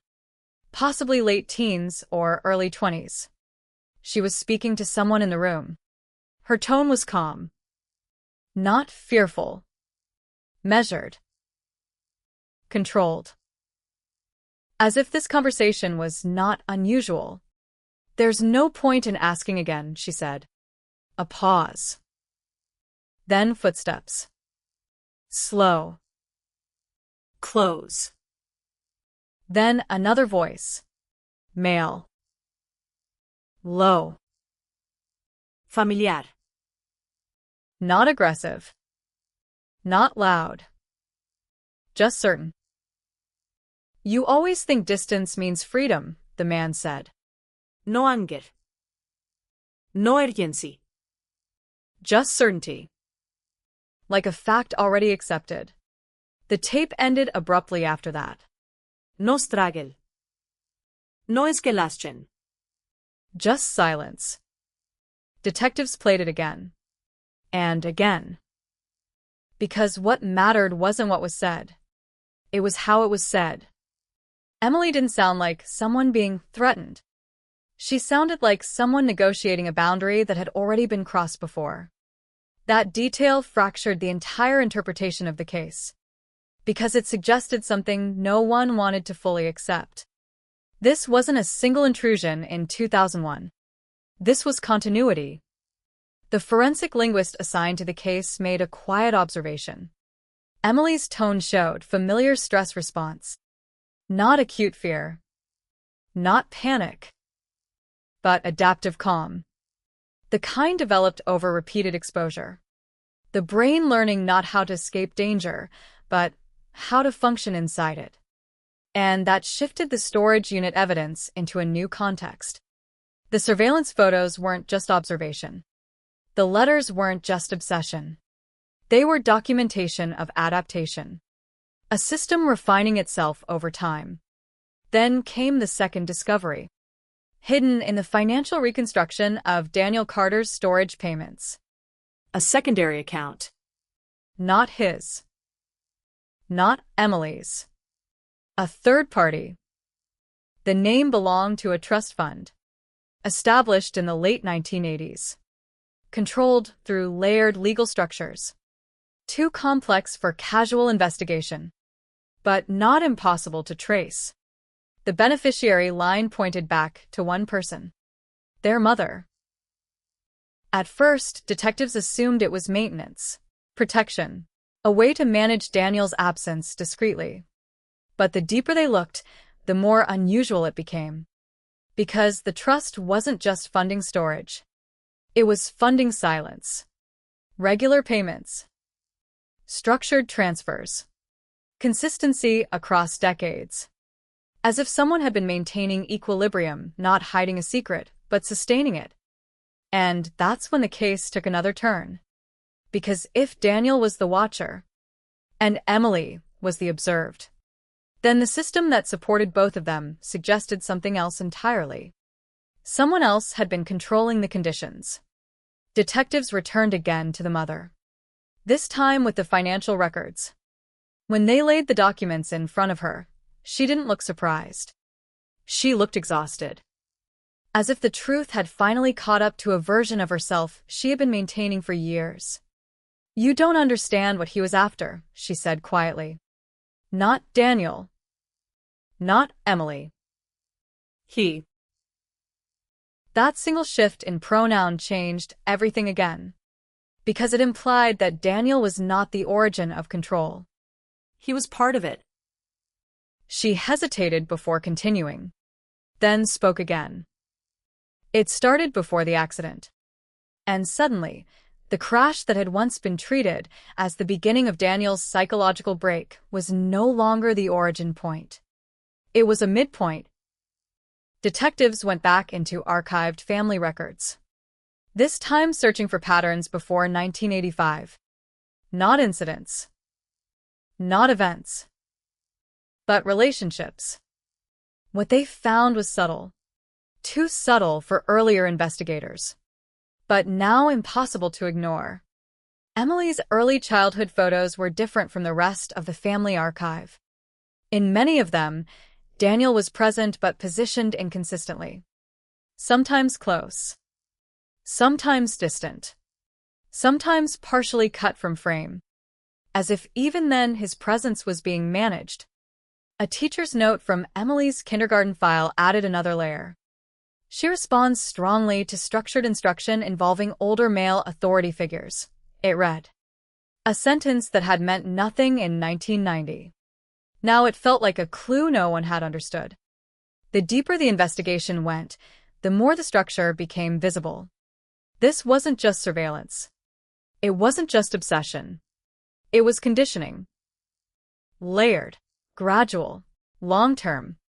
And Emily's life, when viewed through that lens, stopped looking like a series of independent events. It started looking like a controlled environment, one that she had lived inside without ever fully recognizing its boundaries. The most disturbing part wasn't violence. It was familiarity. The idea that fear had been replaced with recognition. That danger had become routine. That presence had become expected. And that brought investigators back to the most important unanswered question. The moment at 8:42 p.m. in 2001. The grocery store. The last confirmed sighting of Emily alive.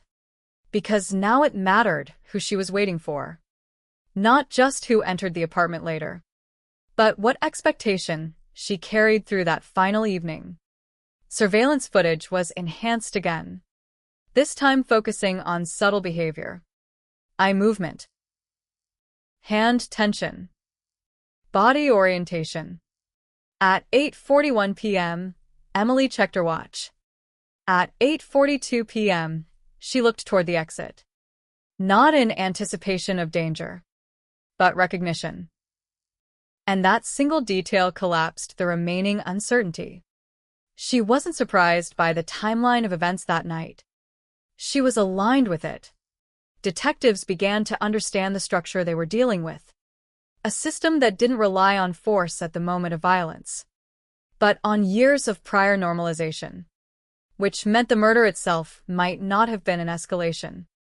It might have been completion. And that idea, more than anything else, changed the emotional core of the investigation. Because it reframed everything. Not as a sudden tragedy, but as the final stage of a process already in motion for decades. By the end of the review, one conclusion remained unavoidable. Daniel Carter was not acting alone in the way they initially believed. And Emily Carter was not simply a victim in the traditional sense of the word. She was part of a system no one had fully seen until it was too late. And somewhere inside that system, there was still a missing piece. Something that explained why it all ended in that apartment on West 83rd Street. Something no document had yet revealed. Something still buried under 20 years of silence. And as investigators turned toward the next layer of evidence, they realized the most dangerous part of the case was not what they had uncovered. It was what they still hadn't understood about Emily herself. By the time the investigation reached its fifth phase, the case had stopped feeling like a reconstruction of a murder. It felt like an excavation of a life that had never truly been private. Every layer they removed revealed another beneath it. Older, more structured, more deliberate than the last. Emily Carter was no longer just a victim in a 2001 cold case.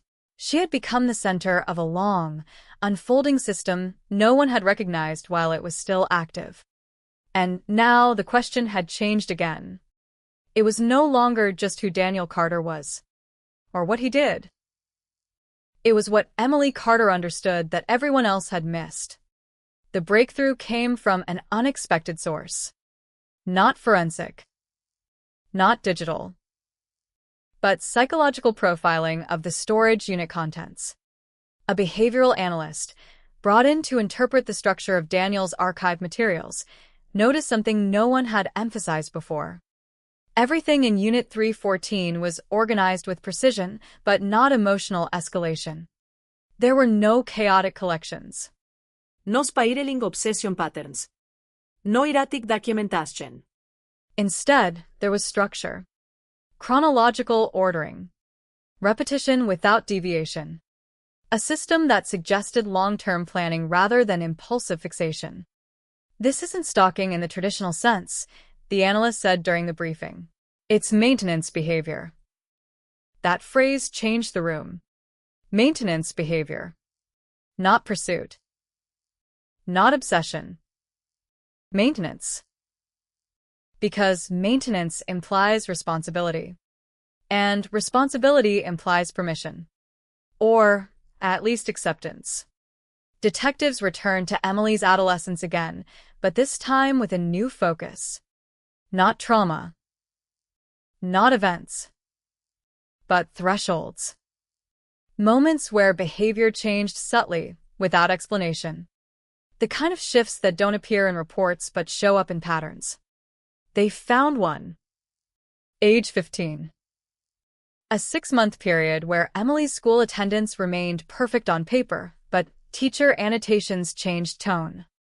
She became more compliant, less reactive, exceptionally consistent in task completion. But socially she withdrew further. Stopped participating in group discussions. Stopped attending optional activities. Stopped volunteering answers even when she knew them. At the time, it had been interpreted as maturity. Now it looked like adaptation. And then came another detail buried in medical records. A routine psychological evaluation, required after Daniel's discharge from the hospital in 1985, had included both siblings during one family assessment window. The file was incomplete. But one sentence remained intact. Emily demonstrates heightened response regulation in presence of older sibling during supervised interaction. That sentence should have triggered follow-up. It hadn't. It had been archived. Forgotten. Ignored. But now it mattered more than anything else. Because it suggested something no one had been willing to articulate yet. Emily's behavior was not just shaped by absence. It was shaped by presence. Detectives revisited the surveillance photographs from Unit 314. But this time, they separated Emily's images into two categories. Public appearance. Private capture. And a pattern emerged immediately. Whenever Emily was in public spaces, her posture was neutral, composed, controlled. But in images taken at closer range, those believed to be taken near residential areas, her body language shifted subtly. Shoulders slightly lowered. Head angled downward. Steps more measured. Less variance in movement. Not fear. Not distress. Something more precise. Something learned. A behavioral rhythm. And then came the most unsettling discovery yet. A second cassette tape. Recovered from a mislabeled evidence box. Never fully analyzed. Never transcribed. This recording was different. Fainter. Shorter. More fragmented. But clearer in intent. Emily's voice again. Older this time. Closer to the time of her death. "You don't need to follow me today," she said. A pause. Then the sound of fabric shifting. Footsteps. Slow. Approaching. Then Daniel's voice again. Calm. Measured. "You know that isn't how it works." No anger. No force. Just certainty. Like a rule that had existed long before the conversation began. Emily exhaled. Not in fear, but resignation. Then a final line. Quiet. Almost neutral. I just wanted to stop changing. The tape ended. That sentence lingered longer than anything else, because it didn't sound like resistance. It sounded like fatigue. The exhaustion of something that had been ongoing for far too long to name as new. Detectives began to understand the structure they were facing. This wasn't a relationship defined by a single moment of violence. It was a long-term dynamic with shifting boundaries. Boundaries that had been negotiated repeatedly over years. And somewhere in those negotiations, something had broken down into inevitability. The financial investigation into the trust fund deepened. The structure was more complex than previously thought. Multiple accounts layered under shell entities. Transfers routed through legal intermediaries. But all connected to one central controlling interest. Emily's mother. When confronted again, she finally stopped deflecting. Not immediately, but eventually. After a long silence that felt heavier than explanation. You think he was the only one watching her, she said quietly. Detectives waited. She continued. But you're wrong. That single statement fractured the investigation again, because it introduced something no one had fully considered. Multiplicity. If Daniel was not the only observer, then Emily's life was never defined by one controlling presence. It was part of a structure that extended beyond him, beyond her, beyond the visible family unit. Detectives re-examined all archived communications, school records, medical forms, housing documents, legal filings. Every piece of paper that had ever passed through Emily's life. And slowly, a network began to appear. Not of individuals, but of patterns. Repeated approvals. Consistent authorizations. Coordinated decisions made across years, without contradiction. As if multiple people had been maintaining different parts of the same system without ever acknowledging it directly. And Emily had lived inside that system, fully aware of its rules, even if she never spoke them aloud. Which led investigators back to the central mystery. The Thursday nights. The missing hours. The silence in her phone records. Now those gaps no longer looked like secrecy. They looked like structure. A scheduled alignment point. A recurring intersection between monitored life and controlled interaction. But controlled by whom? And for what purpose? The answer began to emerge from a final piece of evidence recovered from Unit 314. A calendar. Handwritten. Spanning multiple years. Marked only on Thursdays. Each entry identical. No variation. No notes. Just a single repeated symbol. A circle. Not emotional. Not expressive. Just functional. And next to the earliest entries, a second set of markings appeared. Different ink. Different handwriting. Not Daniel's. This was someone else. Another layer. Another participant. The analyst studying the document said it first. Softly. Almost reluctantly. This is coordinated scheduling. Meaning Emily's life was not only observed. It was synchronized. And that realization reframed everything again. Because synchronization requires agreement. Or adaptation. Or both. By the end of the fifth phase of the investigation, the theory that remained was no longer simple. It was no longer about a brother watching a sister. Or a sister trapped by a brother. It was about a system of shared control that had evolved over decades. A system that no single individual fully owned, but all participated in. And Emily Carter was at the center of it. Not as a passive victim, not as a willing participant, but as something far more complicated. something shaped by structure long before it ever reached violence. And as detectives prepared to move into the next stage of the case, one final realization settled over the room. The night of her death in 2001 was not the beginning of the investigation. It was the end of something that had started long before anyone realized it was a crime.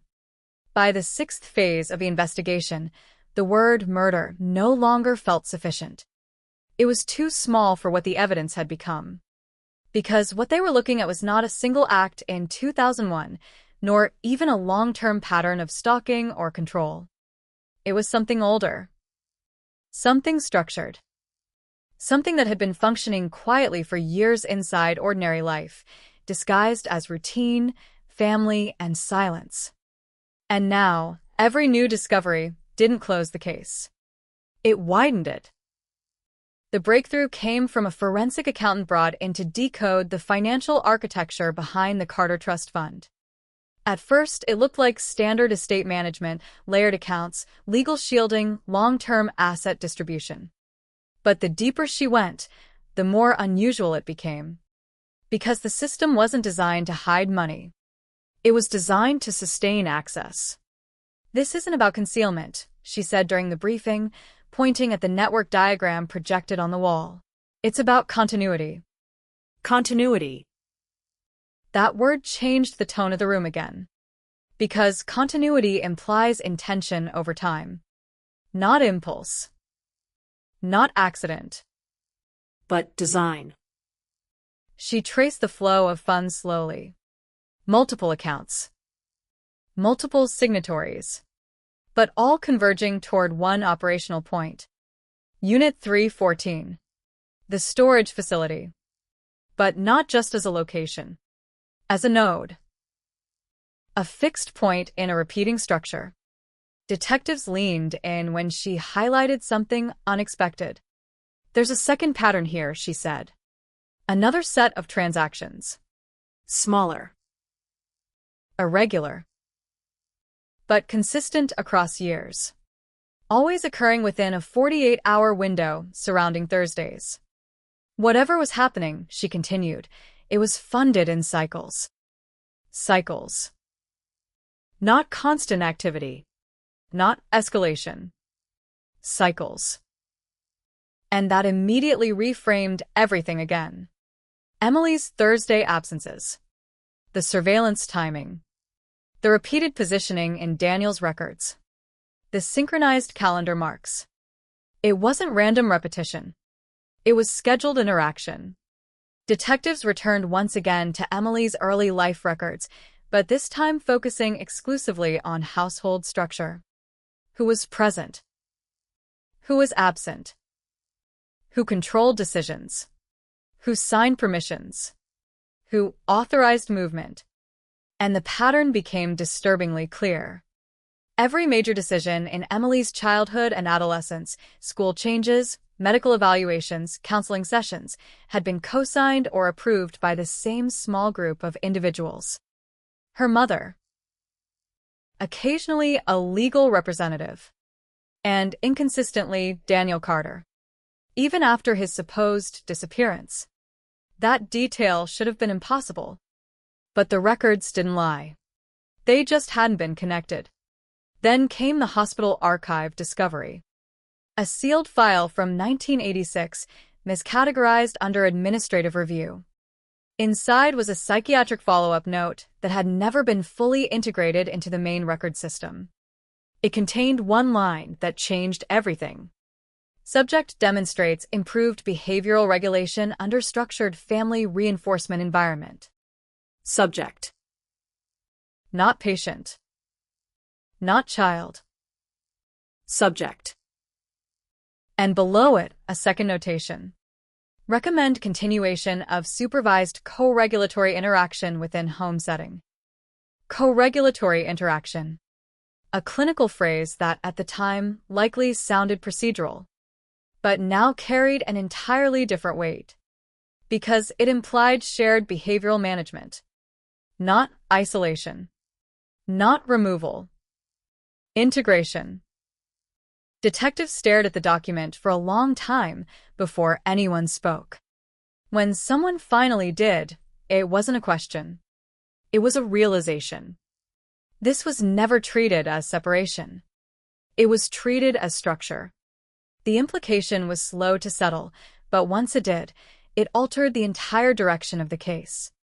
Because it suggested that Daniel Carter's return, or continued presence, was not an anomaly. It was part of an ongoing system that had never been formally dismantled. And Emily had grown up inside it. Not in resistance. Not in ignorance. But inside adaptation. That's when the psychological analyst revisited the tapes again. Both of them. But this time focusing not on content, but on timing. Silences. Pauses. Interruptions. And a pattern emerged that had been overlooked. Every exchange between Emily and Daniel followed a structured rhythm. Not chaotic dialogue. Not emotional escalation. But controlled intervals. Predictable responses. Measured pauses. As if both participants were following an internal script that neither of them had fully written alone. This is synchronized behavioral conditioning, the analyst said quietly. The room didn't respond immediately, because the phrase sounded too clinical for what it implied. But then he added something else. And it's stable. Stable. Not deteriorating. Not escalating. Stable. That word made it worse. Because stability implies longevity. Endurance. Repetition without collapse. And suddenly, Emily Carter's life stopped looking like a series of isolated events. It started looking like a maintained system. Detectives returned again to Unit 314. This time focusing on physical traces that had been previously dismissed. Scratches on the floor. Alignment of shelving units. Where patterns on the concrete. And something unusual appeared. Foot traffic analysis. Not just one consistent entry pattern, but two. One heavier. More frequent. Associated with Daniel Carter. But another lighter. More varied. Less predictable. Emily. But what mattered wasn't just that she entered. It was how she moved inside the space. Her movement patterns, reconstructed from dust disturbance and object displacement, showed familiarity. Not hesitation. Not avoidance. Familiarity. She knew the space. She used it regularly. And then came the most difficult realization yet. If Emily was actively present in that storage unit, then the assumption that she was purely being surveilled collapsed. Because participation changes interpretation. Detectives attempted to reconstruct the psychological model again, but now the structure refused to simplify. Because every explanation required acknowledging a level of awareness in Emily that no one had fully accounted for. And that created contradiction. If she was fully controlled, why the subtle autonomy in her routines? If she was fully aware, why the absence of escape attempts? If she was trapped, why the synchronization? None of the categories fit cleanly anymore. Then, a final piece of evidence emerged from archived communication logs. A recovered voicemail from 2000, not previously linked to the case. Stored under administrative error. It was Emily's voice. Calm. But different. More deliberate than before. "I'll be there on Thursday," she said. A pause. Then a soft exhale. No changes this time. The recording ended. No distress. No urgency. Just confirmation. That sentence collapsed the last remaining assumptions. Because it confirmed expectation. Not fear. Not resistance. Expectation. And expectation changes everything. Detectives sat with that realization for a long time. Because it reframed the entire timeline. Not as a story of pursuit. Not as a story of captivity. but as a long-term, structured interaction maintained across years by multiple participants. And somewhere inside that structure, Emily Carter was not simply reacting. She was aligning, which led to the most uncomfortable conclusion yet. Whatever happened in 2001 was not the moment the system broke. It was the moment it completed its final cycle. And that meant the true beginning of the case was still further back than anyone had originally believed. Before surveillance. Before storage units. Before even the first recorded evidence of Daniel Carter's presence. There was something earlier. Something foundational. Something no one had yet uncovered. And as investigators prepared to dig even deeper, one truth became unavoidable. They were no longer just solving a murder. They were reconstructing a system that had been operating invisibly for decades. And Emily Carter was not the end of that system. She was its most important result. By the 7th phase, the investigation stopped feeling like a case file and started to resemble a blueprint.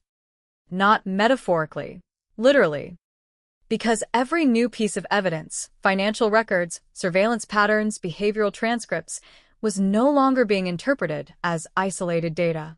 It was being placed into structure, layers, dependencies, sequence. And when those layers aligned, something unsettling appeared. Not chaos. Not obsession. Design. The task force reorganized everything from the beginning. Not chronologically, but architecturally. What depended on what? What influenced what? What could not exist without something else already in place? At the center, there were 3 anchors. Emily Carter, Daniel Carter, and the system that connected them. But by now, it was clear that Daniel was not the origin point. He was an instrument, a stabilizer, a component. The origin had to be earlier.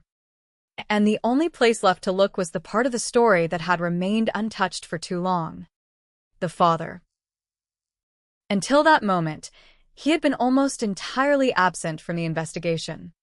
Not because he was cleared, but because he was invisible. No criminal record.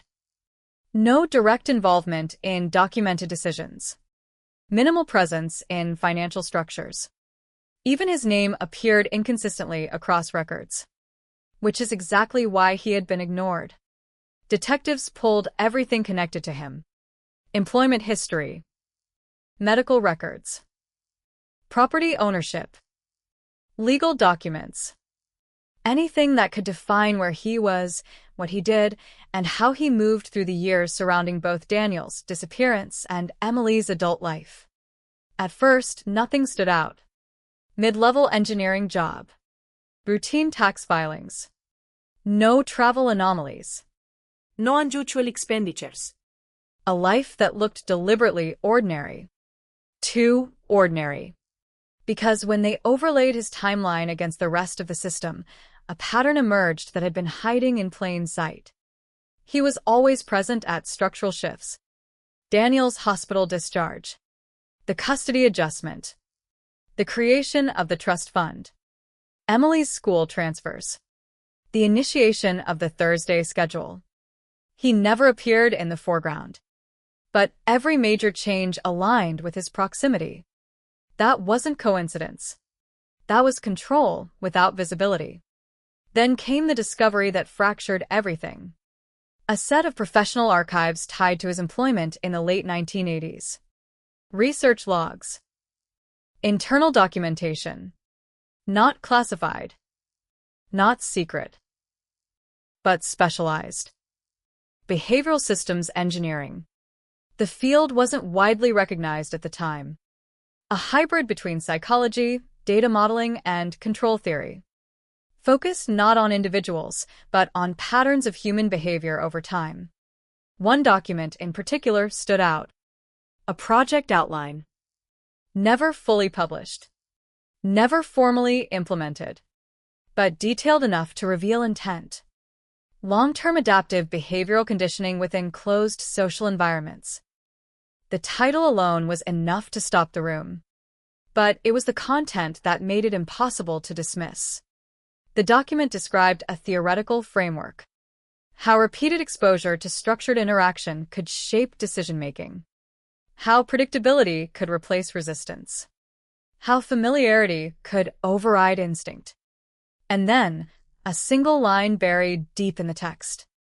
Optimal results achieved when subject remains within continuous relational proximity to primary behavioral anchor. Primary behavioral anchor. Detectives didn't need to ask who that was. Daniel. The pieces aligned too cleanly to ignore. The accident in 1985.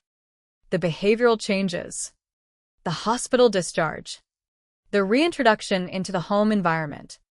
Daniel Carter wasn't just a victim of trauma. He had been repositioned. Not removed from the system.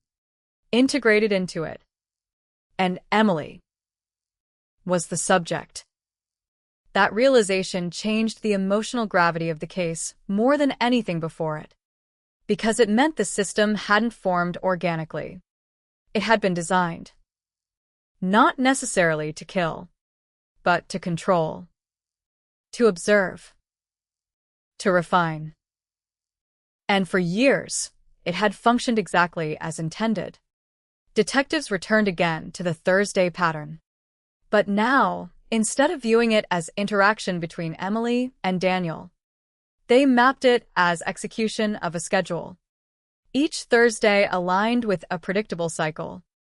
Observation. Interaction. Adjustment. And the storage unit?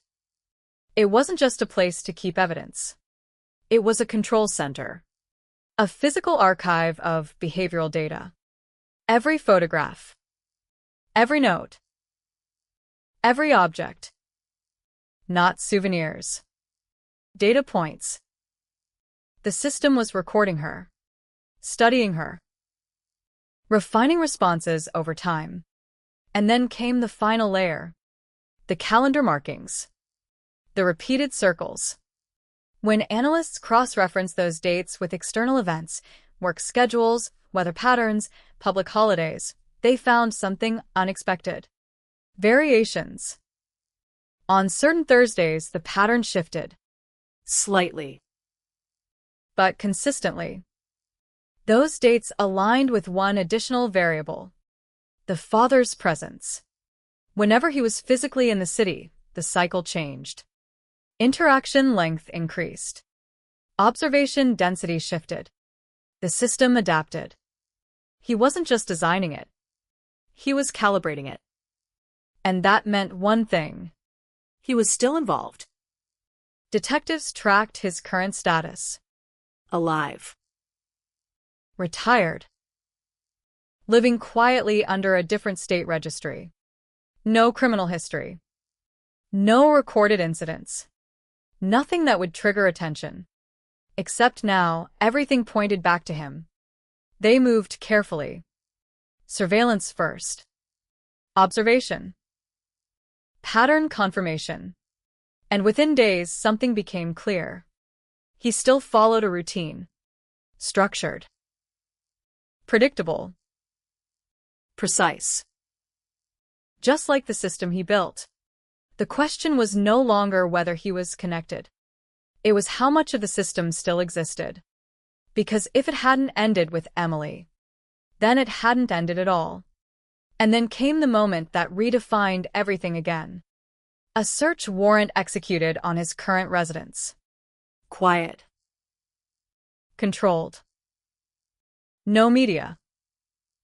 No external noise. Inside, the house was exactly what you would expect. Clean. Minimal. Organized. But in the basement, they found it. A second archive. Not identical to Unit 314, but connected. More recent. More refined. More complete. And inside. New files. Different names. Different faces. Not Emily. Others. The room went silent. Because this wasn't historical anymore. It was active. The system hadn't ended. It had expanded. And Emily Carter was not the only outcome. She was the prototype. The first full cycle. The one that proved it could work.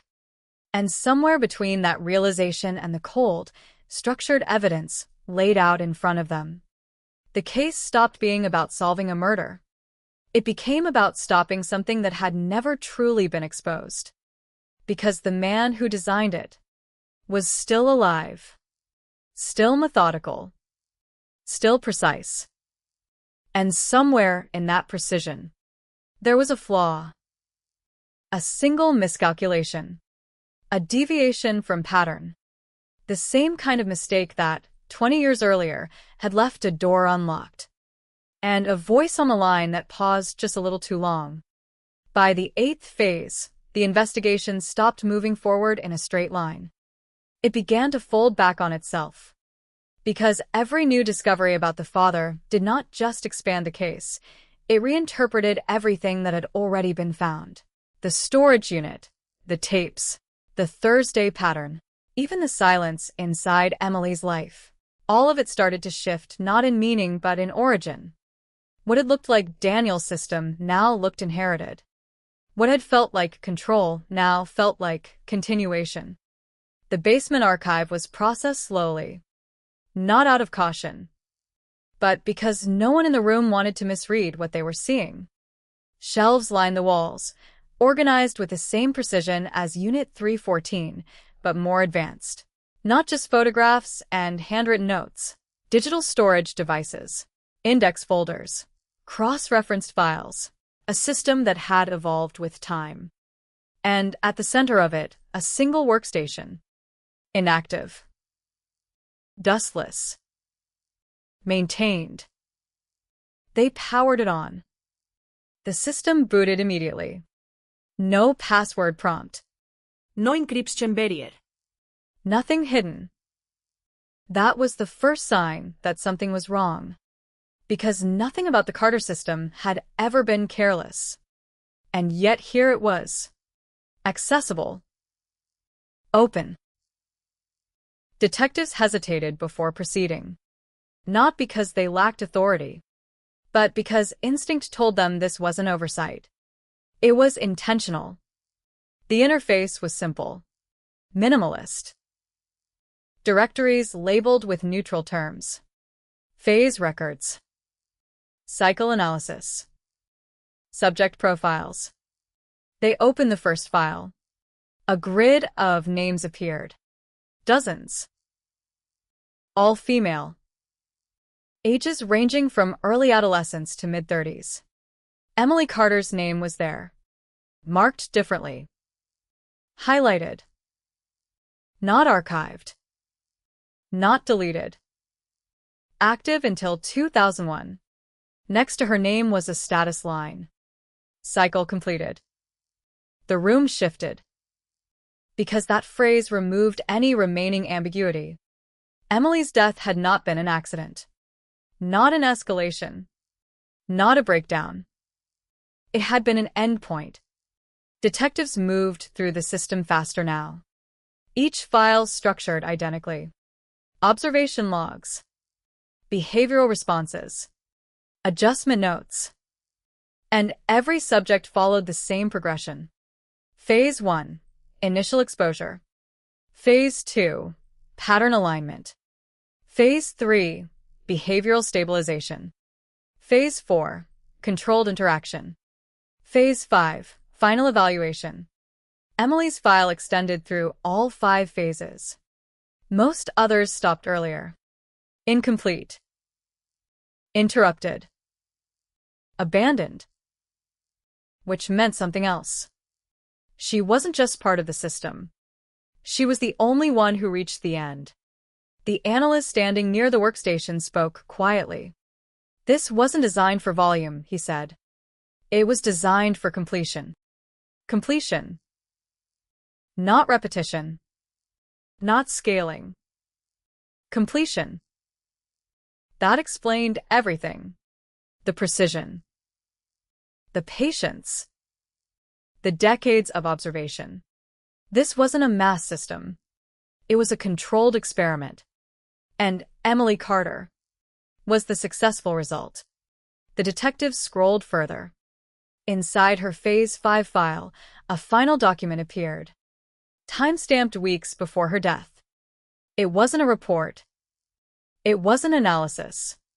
It was a transcript. A conversation. The audio wasn't attached. Only text. But the voices were unmistakable. Emily. And her father. "You've reached the point of full pattern retention," he said. His tone clinical. Detached. Emily responded without hesitation. "I know." No fear. No confusión. Just acknowledgement. He continued. "You understand the structure?" "Yes." "You understand the outcome?" A pause. Short. Measured. "Yes." That single word changed everything, because it suggested awareness. Not manipulation. Not ignorance. Awareness. The father's next line was colder. More precise. "Then there is no further need for variation." Silence in the transcript. Then Emily again. "When?" Not if. When. The father's response. "Thursday." The file ended. No explanation. No conclusion. Just that. Detectives stared at the screen, the weight of the conversation settling slowly into something far more disturbing than anything they had uncovered before. Because for the first time, the possibility emerged that Emily Carter had not just been conditioned. She had understood. And that understanding didn't lead to resistance. It led to alignment. The implications fractured the entire investigation, because it introduced the most difficult question of all. What does control look like when the subject stops resisting? The answer was sitting in front of them. It looks like agreement. Detectives stepped back from the workstation. No one spoke for several seconds, because every instinct in the room resisted what the evidence suggested. Victims don't consent. Victims don't align. Victims don't ask when. And yet the transcript existed. The psychological analyst broke the silence. "This isn't consent in the traditional sense," he said. "It's conditioned inevitability." That phrase hung in the air, because it didn't make the situation less disturbing. It made it worse. They continued searching the system. More files. More names. More incomplete cycles. And then something else appeared. A new directory. Phase 6. No other subject had one. Only Emily. They opened it. Inside nothing. No files. No logs. No analysis. Just a single line of text. External observation required. External. Not internal system processing. Not controlled environment. Something outside. And suddenly, the investigation shifted again. Because it suggested that Emily's final phase had not been completed inside the system. It had been executed in the real world. The apartment on West 83rd Street. The unlocked door. The precise wound. The absence of struggle. It wasn't deviation. It was design. And that meant Daniel Carter's role had to be reevaluated one final time. He wasn't the architect. That was clear now. He wasn't the subject. That was Emily. So what was he? The answer emerged slowly. He was the mechanism. The one who executed the final phase. The one who ensured the system completed its cycle. The one who turned theory into outcome. And that brought the investigation full circle. Because 20 years earlier, detectives had asked a simple question. Who killed Emily Carter? Now, the answer was no longer simple. Because it wasn't just about the act. It was about the system that made the act inevitable. The father designed it. The system sustained it. Daniel executed it. And Emily completed it. The realization settled heavily into the room. Because for the first time, the case no longer felt unsolved. It felt understood. But understanding didn't bring closure. It brought something else. Responsibility. Because the system had not ended in 2001. The basement archive proved that. The new subject files proved that. And somewhere inside that ongoing structure, there were still cycles in motion. Still Thursdays approaching. Still patterns being reinforced. And somewhere, someone else was standing at the edge of Phase 5. Waiting. Just like Emily Carter had been. Waiting for Thursday. By the 9th phase, the investigation was no longer about discovery. It was about containment. Because what had begun as a cold case in 2001 had expanded into something that refused to stay confined to a single timeline, a single victim, or even a single family. Every layer uncovered now pointed outward again, like the system itself resisted being fully mapped, as if it adapted the moment it was understood. And the most disturbing realization was no longer what had happened to Emily Carter. It was what had been learned from her. The basement archive was sealed within hours of the discovery. Not officially closed, but restricted. Because the documents inside did not behave like evidence from a solved crime. They behaved like an operating manual. And that made them dangerous in a way no one wanted to fully articulate. A federal behavioral analysis team was brought in. Not investigators. Not detectives. Specialists in long-term human conditioning systems, psychological modeling, and structured influence networks. They reviewed everything silently at first. Then longer. Then repeatedly. Because the pattern refused to simplify. One analyst finally broke the silence during a briefing. This isn't a family system anymore, he said. It's a replicated framework. Replicated. That word changed the room again. Because replication implies expansion, not limitation. They returned to the Phase 6 file. The one that had contained only a single line. External observation required. At first, it had been interpreted as a reference to Emily's final night in 2001. But the behavioral specialists challenged that assumption. Because in system design terminology, external observation doesn't refer to a single event. It refers to uncontrolled environments, real-world conditions, unstructured variables, which meant Phase 6 was not an ending. It was deployment. The implications were immediate. Emily Carter was not simply the final subject of a closed system. She was the first subject transferred into an external environment while still under structured influence parameters. In other words, she was the experiment outside the lab. And that meant everything that happened in 2001 had to be reinterpreted. Not as conclusion, but as validation. Detectives revisited the timeline again. But now with a different question. Not what happened, but what changed after Emily entered Phase 6. And that's when they noticed it. A subtle shift in Daniel Carter's behavior pattern. For years, his presence had been consistent, structured, predictable, observation-based. But in late 2000, something changed. The intervals shortened. The surveillance density increased. The recording frequency intensified.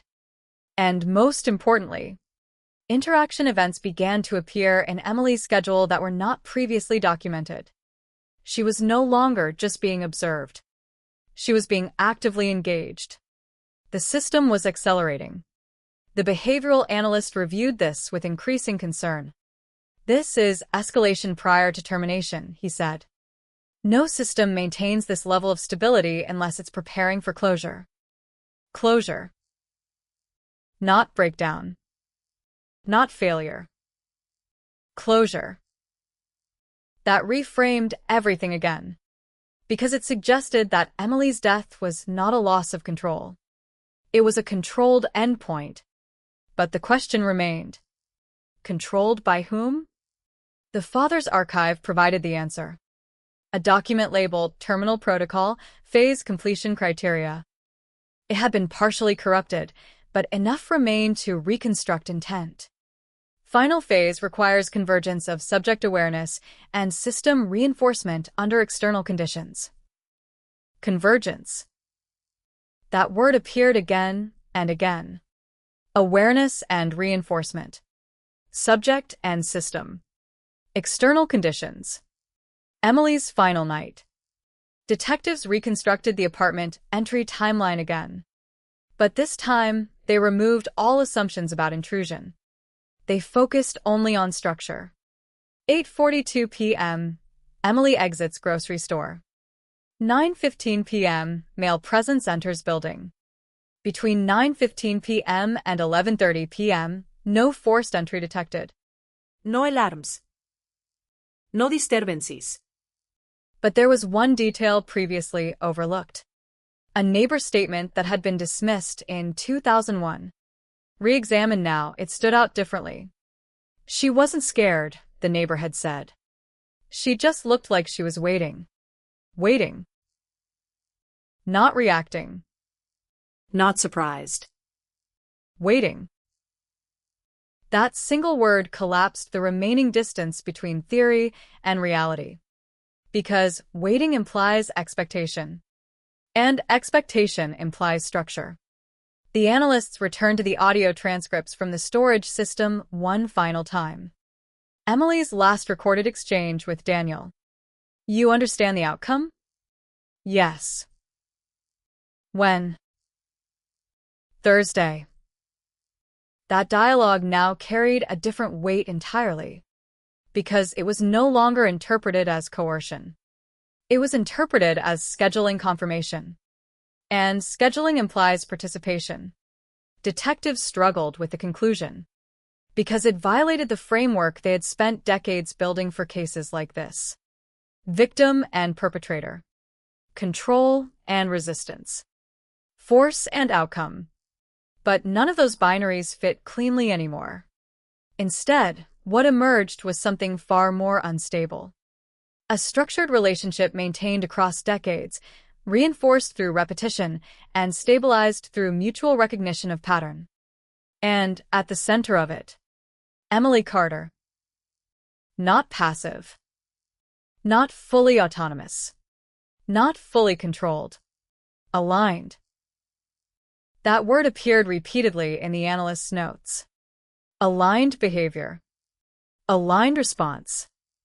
Aligned expectation. And alignment, once established, reduces friction. Reduces resistance. Reduces deviation. Which in system terms is success. But success in a behavioral system does not always translate to safety in the human sense.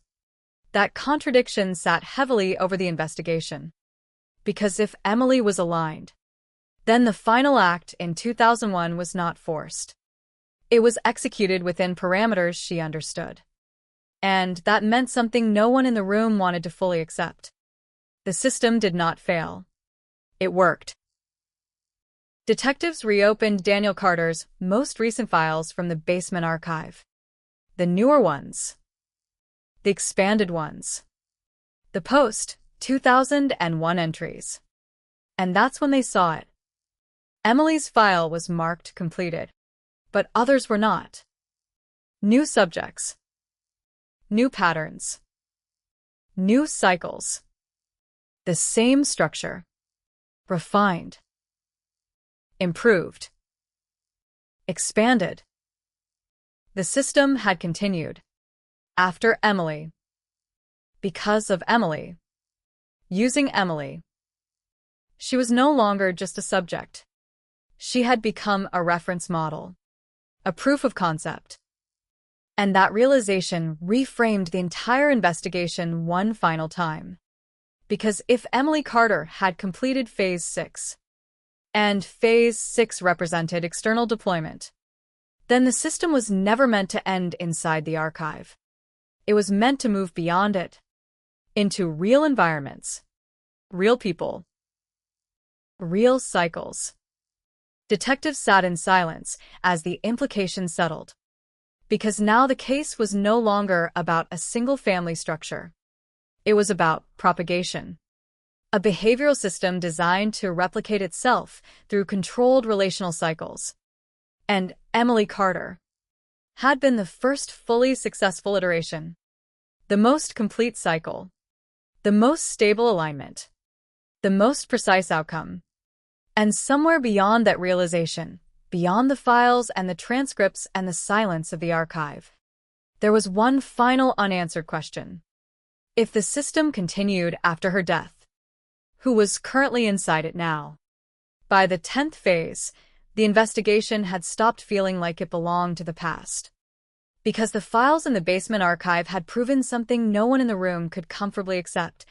The system did not end with Emily Carter. It evolved after her. It adapted using her outcome as a reference point, a calibrated success marker that informed everything that came after. And once that realization took hold, the case stopped being historical. It became present tense.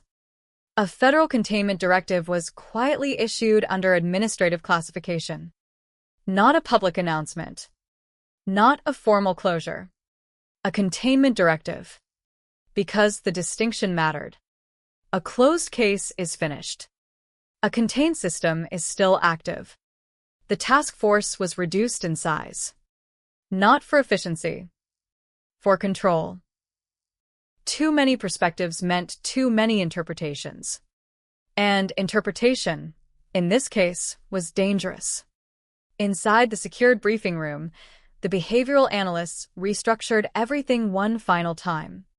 Not as a timeline, not as a narrative, but as a living system map. Nodes, cycles, transfers, feedback loops. And at the center of it all, one concept kept resurfacing: replication through relational continuity. That phrase had appeared repeatedly in the father's archived documents. But now it had a new meaning. Because Emily's case was no longer being viewed as an endpoint. It was being viewed as a template. The analyst pointed to the updated system map. Every completed cycle strengthens the next one, he said quietly. This isn't linear progression. It's iterative refinement. Iterative. Refinement.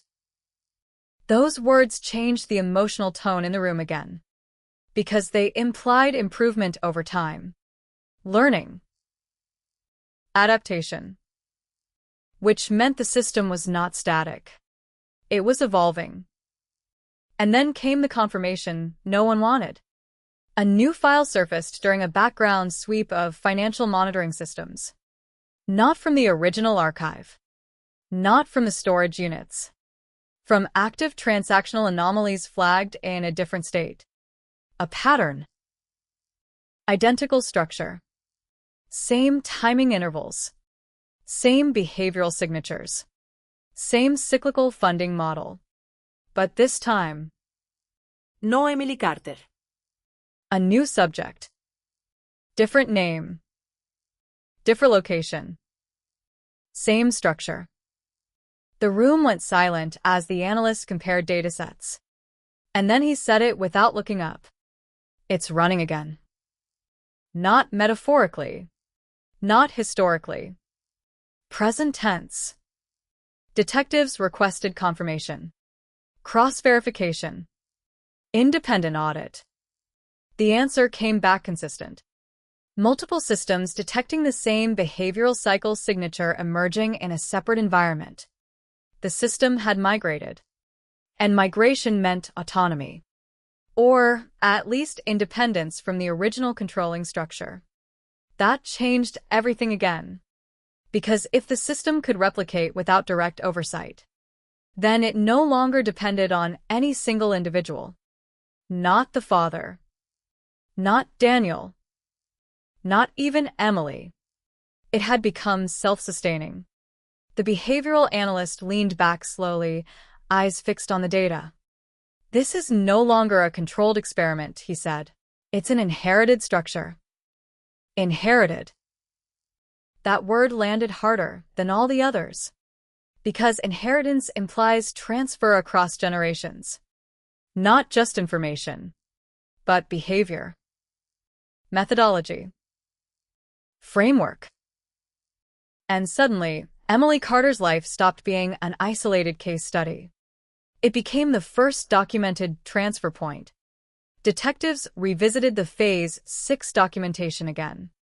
External observation required. They had previously interpreted it as the transition point into Emily's final interaction. But now, under this new lens, it suggested something broader. Phase 6 was not the end of her involvement in the system. It was the beginning of its exposure to the outside world, which meant everything after 2001 was not failure. It was continuation under new conditions. The father's role was reevaluated one final time. But this time, the conclusion was no longer about control. It was about initialization.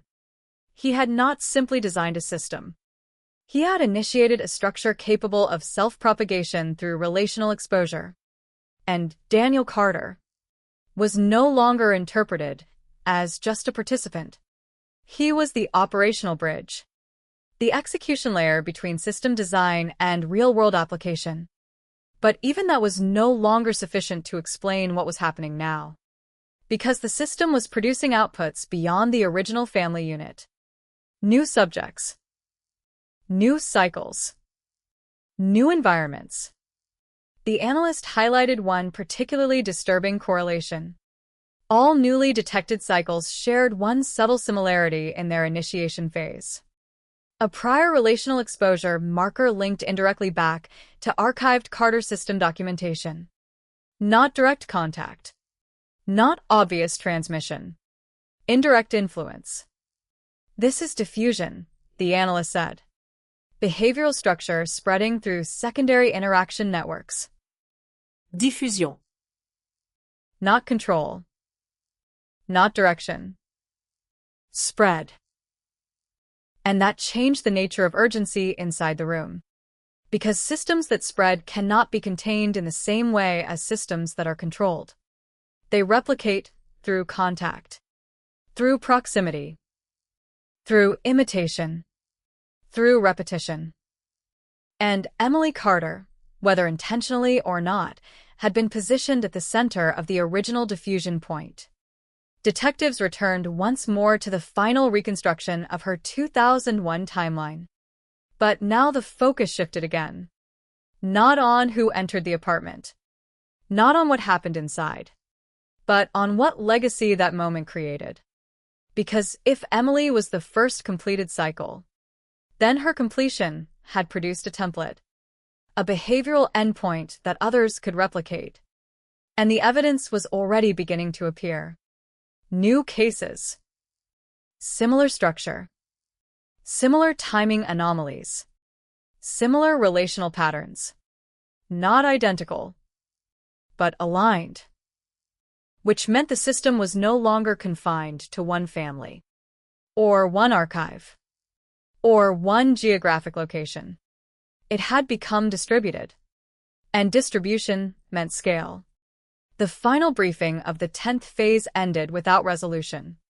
Not because nothing was understood, but because understanding no longer guaranteed control. The last slide remained on the screen longer than the others. A simplified diagram of the system's evolution. Initial design, controlled environment, external deployment, behavioral replication, distributed cycles.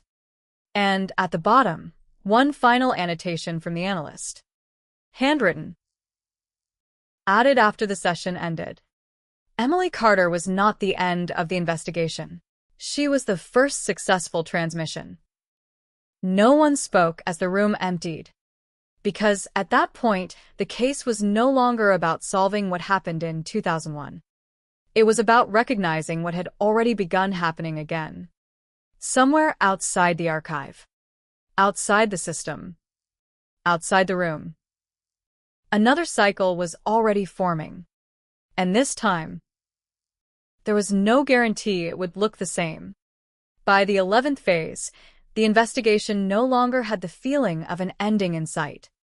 It had the feeling of exposure. Not resolution, not closure, exposure. Because what had once been a sealed cold case from 2001 had transformed into something far larger than any single jurisdiction, any single archive, or any single family system. It had become a map of repetition, a pattern that refused to remain in the past tense. And now, even the word case felt inadequate. What they were dealing with was not an event. It was a structure that kept reappearing in different forms. The Federal Containment Directive had escalated to full monitoring status. Not intervention. Monitoring. Because intervention implied a clear target. And there was no longer a single target to isolate. The system, as the analysts now referred to it, existed as a pattern distributed across multiple environments, no longer anchored to a single origin point in a way that allowed simple disruption. Inside the secure briefing room, the atmosphere had changed. No urgency. No panique. Just a steady, uncomfortable awareness that everything they were seeing was part of something already in motion long before they arrived, and likely would continue long after they left. The behavioral analyst stood in front of the final system map. It had grown too complex to fit on a single screen. Layers overlapped. Cycles intersected. Subject nodes appeared and disappeared across timelines spanning decades.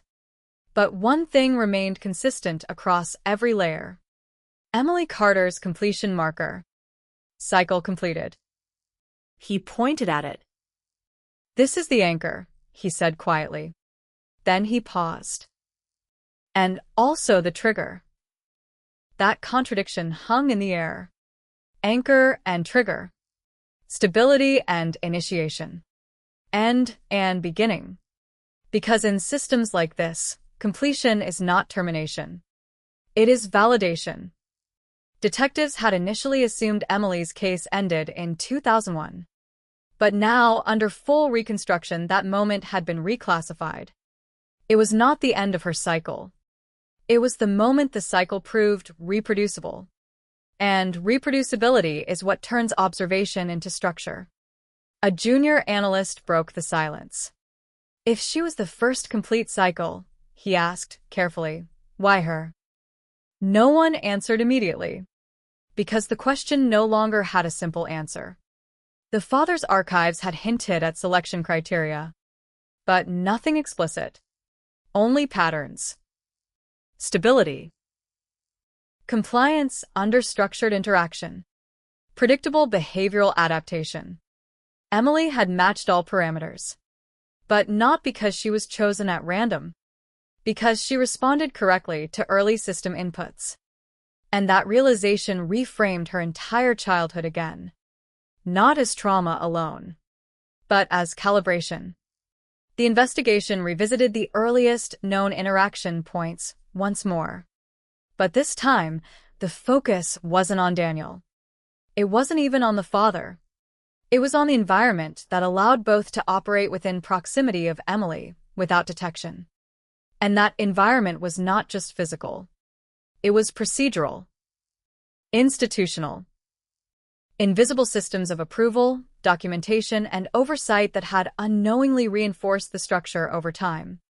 School evaluations. Medical records. Family assessments. Each one, isolated, harmless. But together, they formed a feedback loop.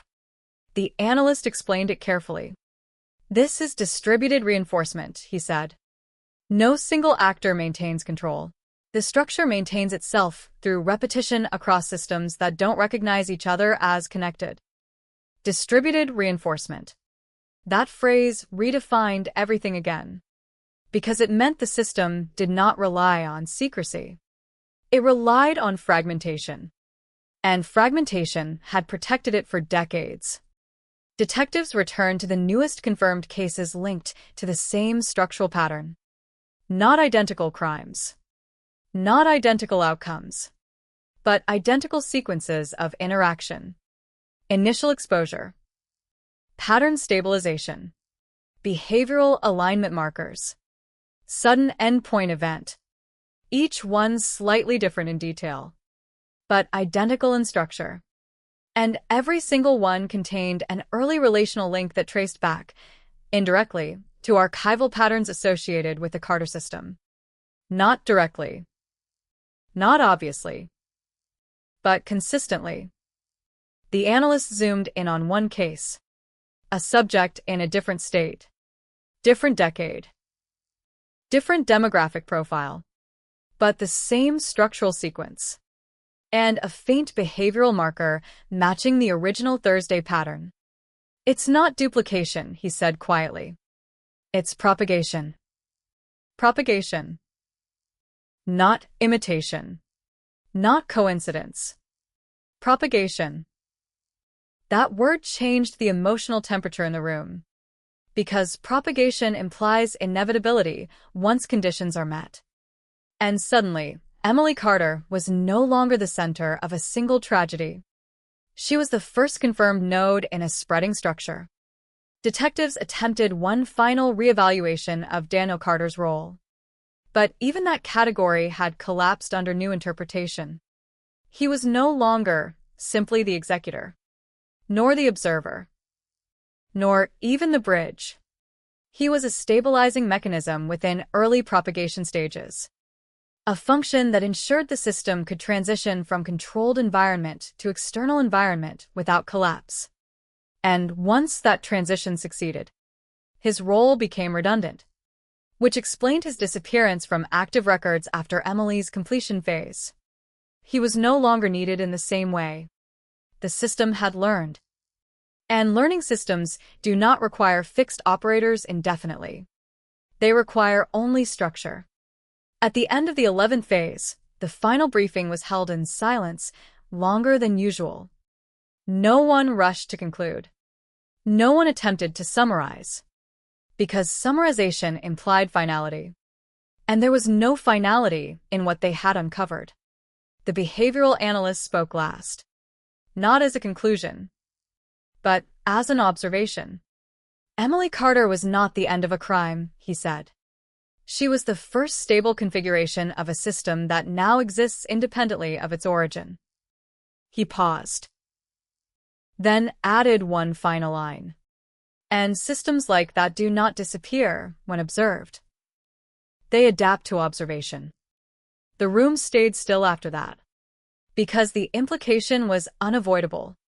They were no longer studying what happened in 2001. They were studying what had survived it. And somewhere outside the archive, outside the monitored networks, outside the visible structure of the investigation, a new pattern was already forming again. Not identical. Not repeated. But familiar in structure. Familiar in rhythm. Familiar in timing. And somewhere within that structure, a Thursday was approaching.